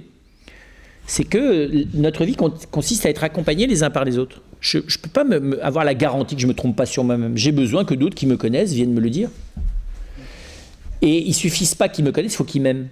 Parce que ne me connaissent vraiment que ceux qui m'aiment. Pas ceux qui sont passionnément amoureux, ceux-là ils ne me connaissent pas. Mais ceux qui m'aiment en profondeur. Oui, parce que ça aveugle la phase passionnelle, aveugle souvent sur la connaissance d'autrui, on idéalise l'autre. Mais l'amour profond, c'est l'inverse. Et donc, c'est pour ça qu'on a besoin d'être confirmé sur ce qu'on pressent de soi. Et on met du temps avant d'avoir une connaissance respectueuse de ce qu'on est. Courageuse sur les gouffres, fine sur les endroits délicats, patiente sur les endroits compliqués. Produire le plus grand bien pour les autres. Et si je ne suis pas capable de produire du bien, bien si peu, je n'ai donc pas de vocation. Ça, il faut aller demander aux autres. Souvent, ça c'est quand on a demandé qu'à soi-même, qu'on pense qu'on n'est pas capable de produire du bien. Mais ça n'existe pas, les gens qui ne sont pas capables de produire le bien. C'est très impressionnant. Des gens qui sont convaincus qu'ils n'en sont pas capables ou qu'on a convaincu qu'ils n'en étaient pas capables, ça c'est sûr. Mais c'est pour ça qu'on a besoin d'être accompagné, c'est pour que quelqu'un puisse nous révéler que quelles que soient les logiques, comment vous dire ça, de fuite d'autrui, de fuite de soi, apparemment d'incapacité totale à réaliser le bien, quelqu'un qui a un bon discernement m'aidera à voir que c'est que du bidon. Ça ne veut pas dire qu'il n'y a pas une part réelle, qui est souvent d'ailleurs dans l'enfermement à l'intérieur de cette idée, qui des fois peut avoisiner un élément pathologique aussi, ce qui n'est pas simple. Parce que des fois, c'est l'idée auquel on tient le plus contre toutes les autres qu'on n'est pas capable du bien. Mais ça se démonte, cette idée. Alors des fois, il faut de la thérapie en plus de l'accompagnement, mais parce que des fois, c'est tellement verrouillé. On pourrait généraliser, c'est le manque d'amour de soi. Ça, c'est beaucoup plus large et tout aussi pathologique. Voilà. Donc, on a tous une vocation au bien parce que, intrinsèquement, la personne humaine, elle est un gisement de bien, même si elle ne l'a pas encore exploité. C'est sympa, non ? Donc peut-être que vous n'avez pas encore trouvé le filon, mais dites-vous bien que vous dormez sur une mine d'or. Non mais je suis très sérieux. C'est ce que la métaphysique montre. L'être est bon pour autant qu'il existe. Et la personne humaine est bonne autant qu'elle existe. Le tout c'est de savoir par où est-ce qu'on permet que cette bonté se déploie. Plutôt. Trouver la porte d'entrée. Alors des fois c'est vrai, c'est pas facile.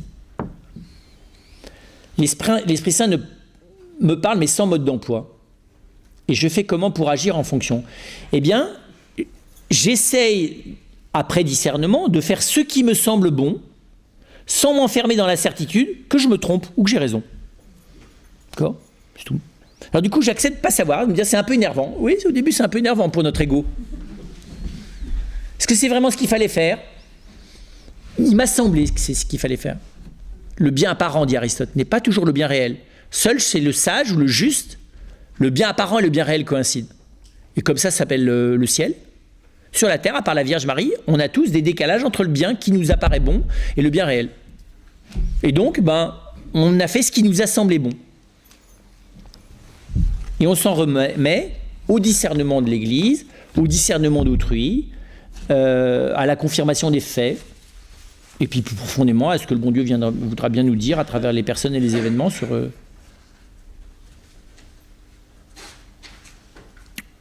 Pour moi, la révélation de soi peut toujours aller jusqu'à la découverte de Dieu au fond de soi, de notre part divine de chacun de nous.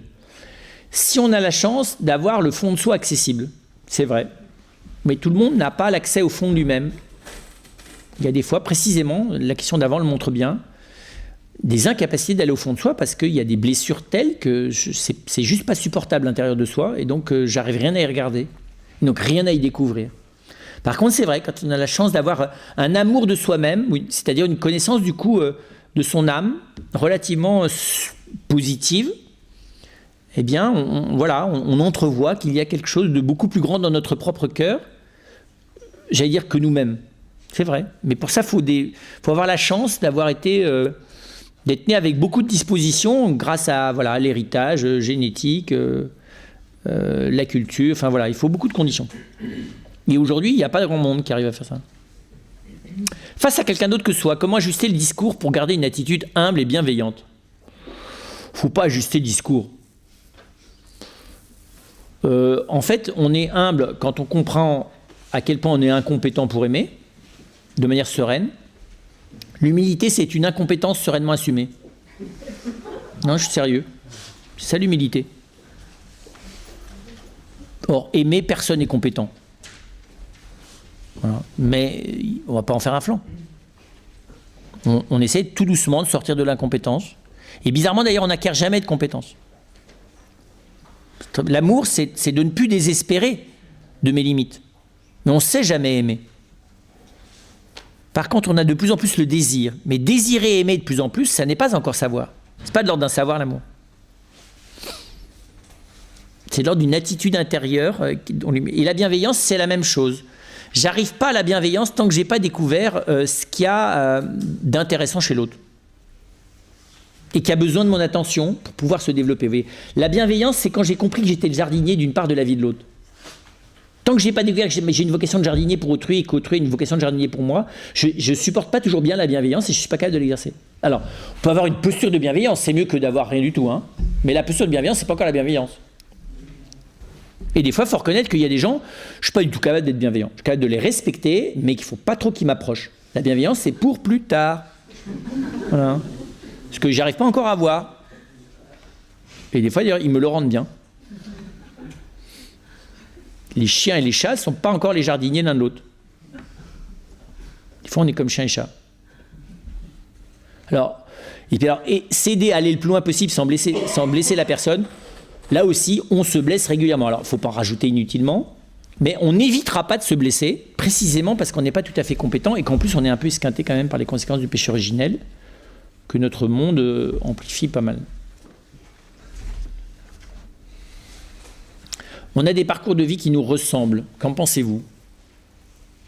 Non. Pas du tout. Absolument pas du tout.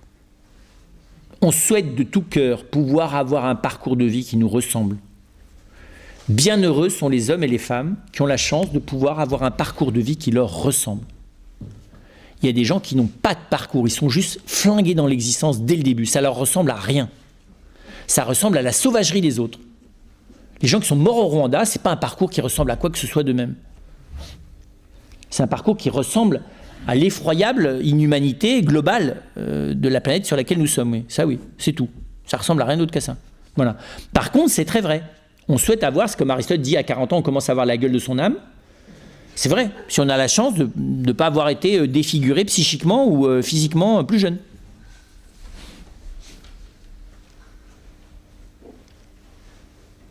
Alors par contre, c'est vrai, on a le parcours de grâce qui nous ressemble. Ça, c'est pas un parcours de vie. C'est un parcours beaucoup plus profond. C'est celui de l'Esprit Saint. Celui-là, il n'est pas visible nécessairement aux yeux des hommes. Ça, c'est vrai. On a un parcours de grâce qui nous ressemble. Mais il est tellement mystérieux, dans certains cas. Vous avez des enfants, ils sont morts avant la naissance. C'est quoi leur parcours de grâce? Il y en a un. Mais il n'y a que dans le domaine de la grâce. Ce n'est pas un parcours de vie. Dans le parcours de vie, il y a des scandales, il y a des injustices, il y a des choses qui ne sont pas compréhensibles. La providence divine n'est pas compréhensible en regardant les parcours de vie. Au contraire, on cesse de lui poser on a une liste comme ça de questions comme Job. Et Dieu est très content qu'on lui pose toutes ces questions. Par contre, le parcours de grâce, oui. Parce que 1000 ans sont comme un jour pour lui. C'est ce qu'a vécu l'âme profonde de la personne. Qu'est-ce que j'en sais, ça? Qu'est-ce que vit un enfant dans le sein maternel, dans sa relation à Dieu? Qu'est-ce que vit un handicapé profond dès la naissance? Qu'est-ce que vit quelqu'un dans un état végétatif? Qu'est-ce que vit quelqu'un qui est enfermé dans des structures de péché, qui fait qu'il n'a grandi que dans le vice? Qu'est-ce que j'en sais? Ce qui se passe au fond de lui. Voilà. Et donc c'est ce qui se passe au fond du cœur. Alors, ce qu'on souhaite, et le propre de la vie chrétienne, c'est de tout faire pour que tous ceux qui le peuvent, avec l'aide de la grâce de Dieu, puissent déployer de manière visible. Et c'est très beau quand on voit des gens qui sont au service des personnes handicapées profondes, des fois, et qui témoignent de ce qu'ils ont vécu sur de longues années, d'imprégnation de la présence de ces êtres. Et donc, eux, ils viennent recueillir de l'invisible, voilà, du parcours de grâce, alors qu'à l'extérieur, on ne voit rien du tout. J'ai travaillé avec les éducateurs de l'Arche, je me souviens très bien, c'était très beau. On devait travailler sur la personne humaine et je sentais une espèce de frémissement un peu désespéré. Puis alors j'essayais d'identifier et je leur disais, mais au fond, ce dont vous souffrez, c'est que Jean Vanier vous dit à tous que le pauvre, il est beau dans le regard de Dieu et que finalement, le visage de l'homme, dans ce qu'il a de plus profond, se révèle en eux. Et vous y voyez rien du tout. Parce qu'en fait, si on est honnête, vous n'êtes même pas certain, pas plus que moi, que c'est vraiment des personnes humaines dans certains cas. Alors ils étaient là, ils me disent, mais en fait, c'est vrai. Je dis, bah oui, parce qu'il faut descendre pour aller voir. T'en sais rien. T'en sais rien que c'est une personne humaine. Tu le dis, tu le présupposes, t'as raison, tu lui accordes ce crédit, qu'est-ce que t'en sais? Faut pouvoir aller descendre dedans. Et ça va réclamer des années, des mois. Et donc concrètement, c'est ça le parcours de grâce. Il y a quelque chose de... Et quand je parle de vocation, c'est là que ça se passe. Hein. Voilà. Et donc, alors on me dirait, oui, mais ça, on le perçoit tellement peu. Oui, c'est pour ça que le Seigneur met dans notre vie, pas loin de chez nous, des gens qui sont dans des ratages humains complets. Pour qu'on apprenne à écouter la profondeur à laquelle les choses se passent. Alors, bien sûr qu'il faut aussi des saints visibles, qui en plus sont des héros et qui sont magnifiques, comme Saint Dominique, qui avait autant de grâce humaine qu'il avait de grâce chrétienne. Pour les Darcs, c'était plus compliqué. Hein. Louis et Zélie Martin, j'aime beaucoup Louis et Zélie Martin. Humainement, c'est pas toujours très exemplaire. Hein. Ils sont un peu fêlés quand même, un peu gravement fêlés même. Du point de vue de la grâce, c'est admirable. Notamment dans la manière dont ils acceptent d'être fêlés. Parce qu'ils n'ont pas toujours accepté les sœurs aînées. Martin. Et les frères et les sœurs de la petite... Enfin, les sœurs de la petite Thérèse. Pourquoi est-ce qu'on s'engage à vivre dans une vocation matérielle, dans notre vocation matérielle, si notre vocation c'est de suivre le Christ? Pourquoi on ne pourrait pas le faire un temps? Ah oui, être un temps prêtre et un temps marié. Alors, vous pouvez le faire dans l'autre sens. Mais pour ça, il faut perdre votre épouse, et donc c'est pas génial. Mais je vous dirais, c'est sûr, parce que si vous voulez, vous pouvez, si vous arrivez à faire ça dans l'ordre, mais tout d'un coup, vous vous réveillez à 70 ans, vous disant, mais en fait, moi, ce que j'aurais voulu, c'était être perchiste. Courir le 100 mètres, mais c'est trop tard. Il faut choisir. Oui, mais moi, j'étais fait, ce que dit Thérèse, moi, j'étais fait pour être tout. J'ai des gens, ils étaient faits pour être comédiens, sportifs, pères de famille, évêques, tout. Pourquoi pas? Précisément, ce qui m'aide, c'est de savoir que ma vocation, elle est dans la manière dont je vais vivre les choses.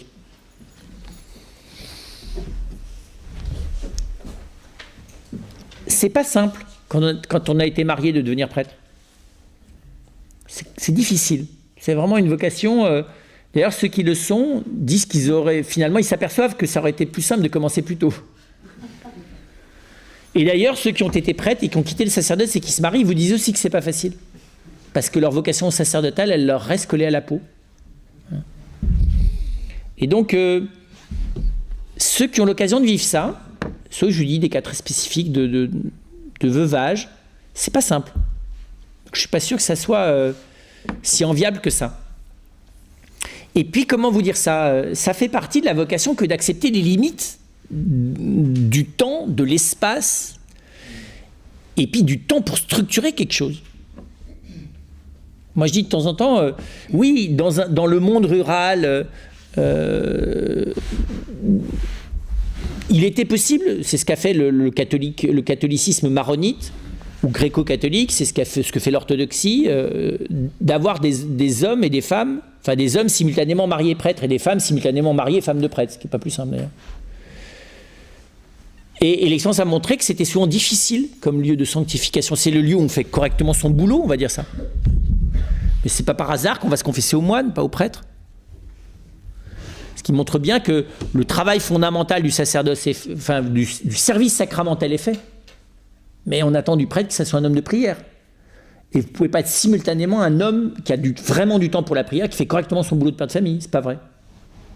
Alors, déjà, c'était relativement faisable dans un monde rural. Moi, je pense que c'est absolument infaisable dans un monde non rural. Parce que rien que d'être fidèle à son épouse, aujourd'hui, c'est un boulot full-time. Je suis très sérieux. Donc, prétendre être ça plus prêtre, c'est juste du délire. Mais juste du délire. Et une femme qui s'imagine qu'elle va pouvoir être simultanément vraiment épouse, vraiment mère et vraiment femme d'un prêtre, dans le monde aujourd'hui, c'est tout autant du délire.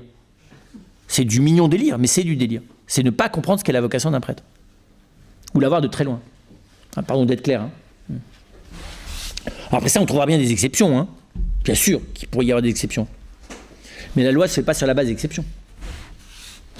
Vous avez bien des prêtres anglicans qui ont fini par rentrer dans le catholicisme, on leur a pas demandé de quitter leur femme. Ils sont devenus prêtres catholiques et ils sont mariés. Mais je vous dis, parlez-en avec eux, ils ont des fois la grâce de vivre de choses très très belles, mais ils sont très conscients que c'est assez exceptionnel. C'est ça la vocation, hein. C'est que la vocation, c'est aussi une mobilisation de tout mon être. Et quand c'est vis-à-vis des personnes, parce que être marié, c'est vis-à-vis des personnes. Ça demande, je vous dis, un profil d'existence. Être marié, c'est pas juste d'avoir une vie sexuelle sympathique et de s'occuper d'avoir, enfin vous le savez bien, et juste de donner à ses enfants à manger, non? Enfin je sais pas, demander, quand on vous regarde, vous les papas, c'est déjà d'être papa, plus être époux, c'est déjà à la limite du pétage de plomb, c'est un double plein temps. Mais en plus de devoir bosser, vous arrivez à peine à faire ça. Faut pas rêver. Et vous allez vous occuper de la petite vieille qui vous réveille à 2h du matin parce qu'elle est en train de mourir. Vous rigolez, non? C'est ça un prêtre. C'est ça qu'on lui réclame, son métier du prêtre, au sens fort. C'est la disponibilité la plus inconditionnelle possible à l'ensemble des personnes qui précisément n'ont personne pour qu'on aille auprès d'elles. Vous pouvez faire ça en étant père de famille? Ben, je vous souhaite bien du plaisir. Faites-le déjà en étant prêtre, vous allez voir. Donc voilà, moi je pense que c'est juste de l'humilité réaliste, quoi. Quand on réalise un tout petit peu ces vocations, hein, qui sont à l'intérieur de la vocation à suivre l'Esprit Saint, elles réclament déjà, enfin moi je les trouve admirables, mais je vous dis, mais pratiquez-les à fond, vous allez voir. Ça ne vous laissera plus aucune place pour rêver à autre chose. Non, je suis très sérieux.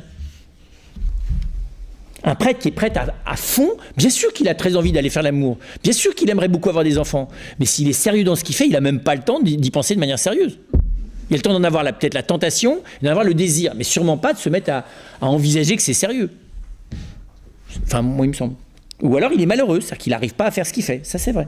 Que du coup, comme il n'arrive pas à le faire, qu'il n'arrive pas à s'y investir dans sa personne et à y trouver, comme le dit le pape, une vraie fécondité, alors oui, là, il est dans le malaise. Et c'est vrai que dans certains cas, c'est peut-être pas utile de le maintenir indéfiniment. Alors, est-ce que c'est parce qu'il s'est trompé? Pas toujours. Des fois, il ne s'est pas trompé. Mais il y a eu des bifurcations d'existence, il y a 1000 bifurcations et conditions qui peuvent aussi rendre l'exercice d'un sacerdoce, comme d'ailleurs l'exercice d'un mariage, à la limite de l'impossible. Mais ça reste quand même, il y a quelque chose de radical qui demeure et qui ne peut pas s'effacer. C'est là qu'on n'a pas des vocations successives, hein, mais il y a des engagements de nos personnes qui sont non réversibles et donc qui restent comme... des lieux, vous voyez, des axes profonds de nos êtres. C'est très étonnant quand on rencontre, je vous dis, des prêtres qui sont mariés depuis longtemps, mais qui ont été... on voit bien, indépendamment du fait que dans la tradition chrétienne, le caractère du sacerdoce est ineffaçable, on voit bien que ça n'a pas quitté leur cœur. Que des fois, il ne faut pas 5 minutes de discussion pour s'apercevoir qu'il faut comprendre, quand on est prêtre soi-même, de voir qu'attends, il y a un truc, vous n'êtes pas juste laïque, vous. Bah oui, j'ai été prêtre. Non, c'est clair, vous l'êtes encore. Mais c'est comme le mariage. On ne peut pas rêver qu'on arrive... On peut avoir perdu un époux, une épouse très... Mais ça ne s'efface pas. Les choses qui nous ont engagés dans tout notre être, ils ne s'effacent pas. Comment aider nos enfants éloignés du Christ à trouver leur chemin, leur vocation? D'abord, en s'apercevant que le Christ, lui, ne s'est pas éloigné d'eux. Et donc, d'être attentif à la manière dont éventuellement tel ou tel événement, telle ou telle personne, parce que c'est souvent pas les parents, pourrait les aider à au moins être à l'écoute de l'Esprit Saint qui travaille en eux. Parce que vous avez des enfants, des jeunes, des adultes, qui se sont éloignés du Christ parce qu'en fait, ils se sont éloignés de l'Église, pour être plus clair. Et ils ont besoin d'y revenir par l'intérieur. D'être à l'écoute de ce qui se passe au fond de leur cœur. Donc moi, je pense que ce qu'il faut, c'est essayer de redescendre les gens. Vous savez, il y a beaucoup plus de gens qui rentrent dans les églises que de catholiques pratiquants dans ce pays, et même que de catholiques tout court. Je trouve ça génial. Parce que quelqu'un qui rentre dans une église pour s'y asseoir, plus que ça, mais même qui va simplement y mettre un cierge, il est ramené à la vie intérieure.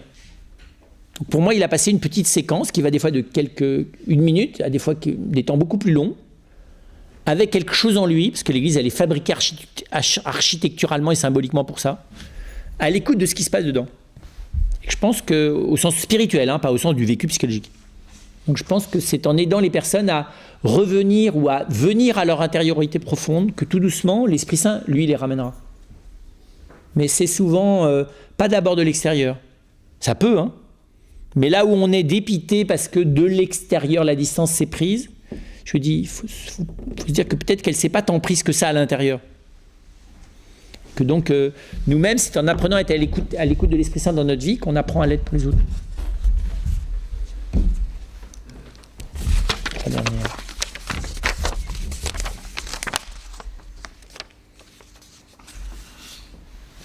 Les non-croyants passent-ils à côté de leur vocation? Non, précisément parce que l'Esprit Saint souffle aussi pour eux. Ils ont à leur disposition moins de moyens pour cela. Mais ils ont par moment, il y a des fois des non-croyants qui ont plus de moyens humains. Parce que vous pouvez être croyant et dans des conditions d'existence qui vous laissent, vous voyez, ou là aussi, vous pouvez être chrétien au Rwanda. Voilà, ou d'être chrétien dans un pays, dans une famille complètement fracassée, alors que vous pouvez être non-croyant et avoir la chance d'être dans un lieu où l'intériorité humaine est développée. Donc je dirais la vocation, encore une fois, elle se noue dans cette écoute intérieure, qui n'est pas nécessairement consciemment l'écoute de l'Esprit Saint.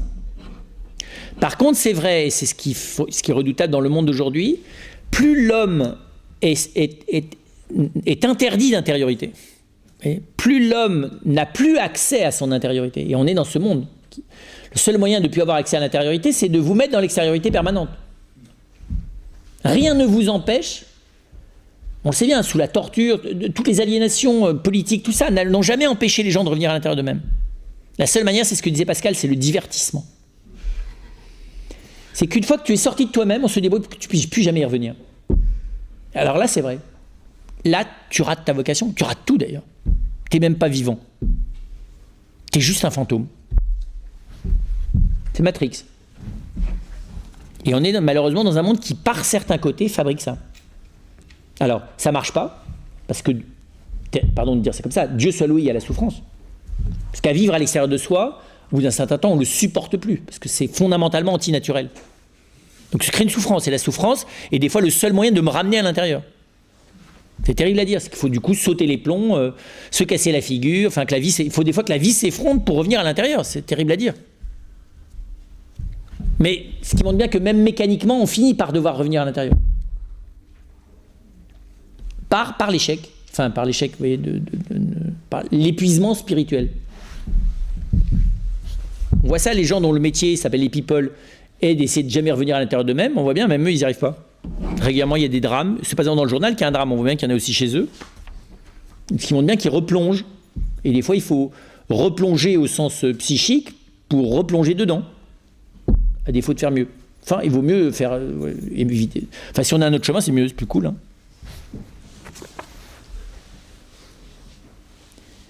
Vous dites la seule vocation dans l'Évangile est quand Jésus dit à Pierre, suis-moi. Non, c'est pas qu'à Pierre, aux apôtres. Ouais. Est-ce que les appels de Dieu à Marie et Joseph sont des vocations?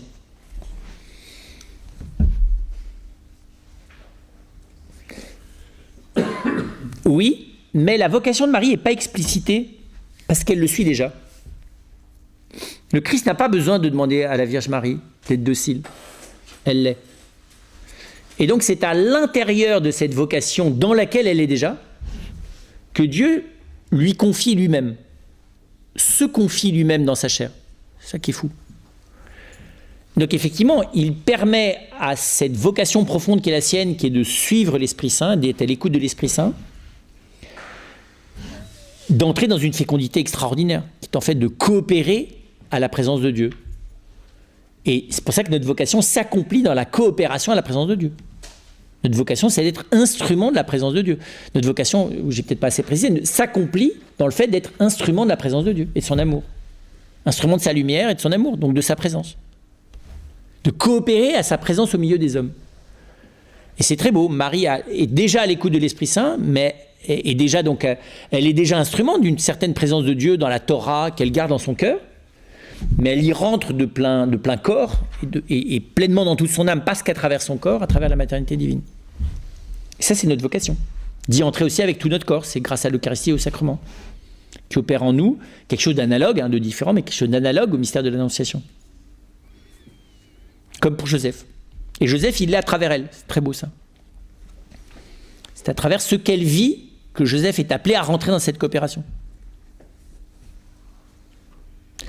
Comment concilier, comprendre la Genèse et le continuer la création et la parole de Jésus? Laisse tout tomber et suis-moi. C'est une très bonne question ça. C'est parce qu'il y en a pour lesquels il s'agit de laisser tout tomber. Il faut que tout le monde soit prêt à tout laisser tomber. Sauf qu'il y en a auxquels le Seigneur demande après ça de ramasser ce qu'ils ont laissé tomber. C'est vous, les laïcs. Mais il faut laisser tomber. Normalement, une fois par an, vous laissez tout tomber. Vous dites désormais, tout ce que j'ai en compte en banque, tout mon patrimoine, tout ça, c'est plus à moi, c'est à Jésus. Non. Va, vends tout ce que tu as et donne-le aux pauvres. Donc vraiment, une fois par an, ça n'est plus à vous. Au moins. Enfin, il y a un moment précis. Non, mais je trouve que c'est bien, c'est le carême, quoi. Il faut bien faire ça au moins une fois par an, sinon on ne le fait jamais. Après ça, vous pouvez faire ça tous les jours. Hein. Vous vous rappelez que rien n'est à vous. Que ça n'est que le bien de Dieu dont vous disposez tel qu'il le veut. C'est bien d'ailleurs d'y arriver. Pas très facile. Le vœu de pauvreté, pour le coup, simplifie les choses, parce que c'est carrément pas à toi. Donc, c'est carrément l'argent de tes frères. Et donc c'est ça. Donc il s'agit de... Et donc tout laisser tomber, c'est la vocation de tout le monde. C'est pour que, précisément, nous ne disposions des moyens de la création que pour autant qu'ils nous le demandent. Et ça, c'est vrai d'un religieux comme d'un laïc. C'est pas parce que vous avez la propriété légale de vos biens que vous en avez la propriété morale.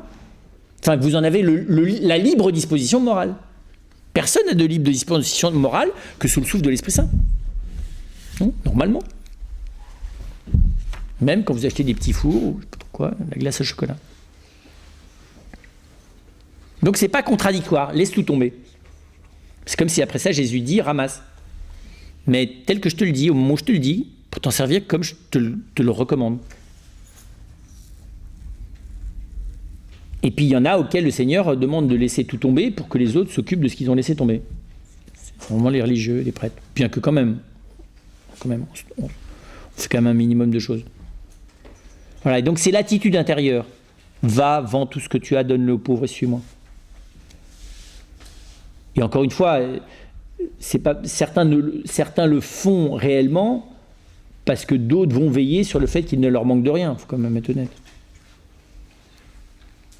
Mais vous voyez, ça veut dire que vraiment notre vocation, c'est sous le souffle de l'Esprit Saint. J'allais presque, comment vous dire ça? Pour ceux dont la vocation est d'être consacrés, de prendre au sérieux la responsabilité à l'égard du monde qu'ils ont beaucoup moins exercée que ceux qui sont vraiment laïcs. Et inversement, pour les laïcs, de se rappeler que cette mise à disposition, cette dominium, cette prise en charge du monde, n'est qu'un moyen pour pouvoir mieux dépendre fondamentalement et directement de l'Esprit Saint. Il n'y a pas 2 étapes, c'est 2 niveaux qui s'exercent de 2 manières différentes. Mettre ses talents au service des autres, est-ce une voie pour devenir ce qu'on est? N'y a-t-il pas une opposition entre le suis-moi et l'obéissance? Pardon, avec le suis-moi et l'obéissance. Mais c'est la même chose. Mes talents, je peux avoir, et c'est bien d'avoir une idée sur la manière dont je pourrais les mettre au service des autres. Et après ça, il faut demander à l'Esprit Saint ce qu'il en pense. Et je peux vous dire, il est très marrant, l'Esprit Saint. Des fois, vous avez des dons, et il est décidé à pas du tout s'en servir. Des fois, vous n'en avez pas du tout, il est tout à fait décidé de se servir de vous là où vous n'en avez pas. C'est très bizarre. Et pas pour vous casser les pieds, hein, parce que ça va mieux fonctionner comme ça. Bah oui, parce que là où j'ai des compétences, si vous voulez, des fois, il n'y a pas beaucoup de place pour lui. Hein. Non, je suis compétent. J'ai besoin de personne. Hein. J'ai besoin de personne. Donc je suis dans un ego orgueilleux, spontané, serein, reconnu par les autres et à leur bénéfice. Ouais. Je suis super doué. Je suis super doué. Tout le monde est content que je suis super doué. Et moi, je suis super fier que je suis super doué, que les autres soient contents. Et d'ailleurs, si je peux tout miser là-dessus et me dispenser d'ailleurs des autres un maximum et bénéficier de leur reconnaissance, c'est super. Là, je suis dans l'orgueil le plus magnifique, inodore, incolore et sans saveur. C'est tout. C'est pas toujours méchant l'orgueil, hein. Crasseux et crapuleux. C'est des fois soft, sympathique et attirant. Non, mais il faut être clair. Et des fois, manque de chance. C'est à moi que le Seigneur a demandé de faire ça. Et les gens disent, t'es pas compétent. Mais il dit, en plus, c'est vrai. Mais pas de chance, c'est moi qui dois le faire. Alors, il ne s'agit pas d'insister. Hein. Si vous avez quelqu'un de plus compétent, le Seigneur vous demande de vous effacer. Mais c'est très étonnant. Regardez, vous pensez que vous êtes les parents les plus compétents pour les enfants que vous avez eus? Attendez. Arrêtez. Vous n'avez pas remarqué que là, sur les 3 ou les 4, il y en a 1 ou 2, vraiment, vous êtes complètement nullissimes, quoi. Vous êtes même exactement les gens qui lui auraient pas fallu. Parce qu'ils ressemblent au grand-oncle qui était complètement du village d'à côté, qui n'a rien à voir avec le village d'où vous venez. C'est comme ça, vous savez, les gènes récessifs. Le type, c'est l'antipode de vous. Vous y comprenez rien à ce fils. Et d'ailleurs, si vous êtes intelligent, vous allez demander à son oncle, ou à son parrain, voilà, ou à son grand frère, ce qu'il en pense, parce que vous, de toute façon, son papa, vous êtes zéro. Dès que vous dites quelque chose, vous vous trompez sur lui. Et d'ailleurs, lui, il se trompe sur vous en plus, parce qu'il a du mal à vous encadrer, même si c'est que vous êtes votre père et qu'il vous aime beaucoup. Ça arrive, ça. Et vous en pouvez rien. On dit, mais le bon Dieu se débrouille pas bien. Si. On n'a pas toujours... Vous avez choisi un époux, une épouse, c'est déjà bien. J'ai de la chance là de choisir normalement, hein, parce qu'après ça, on s'aperçoit qu'il y a des tiroirs qu'on n'avait pas vus, chez soi et chez l'autre, qui changent pas mal la donne non plus. Non. On se dit, mais finalement, en fait, c'est pas du tout moi qu'il aurait fallu pour elle, ou elle qu'il aurait fallu pour lui. Voilà. Et donc concrètement, bien sûr qu'il faut être attentif aux talents, et bien sûr qu'il faut être prêt à les mettre à disposition du Seigneur. Mais après ça, il faut avoir, la même liberté que le Seigneur, de s'apercevoir que c'est très souple l'humain. Et qu'avec 3 personnes moyennement compétentes, ça peut faire un truc bien plus grand qu'avec 3 compétentes. Tout le monde sait ça. Que dans la coopération et l'amour, 1 plus 1 plus 1, ça fait pas 3, ça fait beaucoup plus que ça. On voit ça dans l'entreprise, vous savez. 3 personnes trop compétentes, ça peut être exactement de la perte d'efficacité complète, parce que, par exemple, ils sont tout le temps en rivalité et ils vous mettent une ambiance détestable. Alors que 3 personnes moins compétentes, mais qui ont appris à s'appuyer l'une sur l'autre, qui n'ont pas la prétention précisément de caser leur talent là, toutes les 3 minutes. Extraordinaire. Parce qu'ils fédèrent les talents. Parce qu'ils en ont moins. Voilà. Alors, je ne suis pas en train de prôner la médiocrité coopérante, mais non plus. Mais c'est pour dire que concrètement, il y a vraiment quelque chose de ça. C'est que c'est matériel. Les talents, c'est matériel.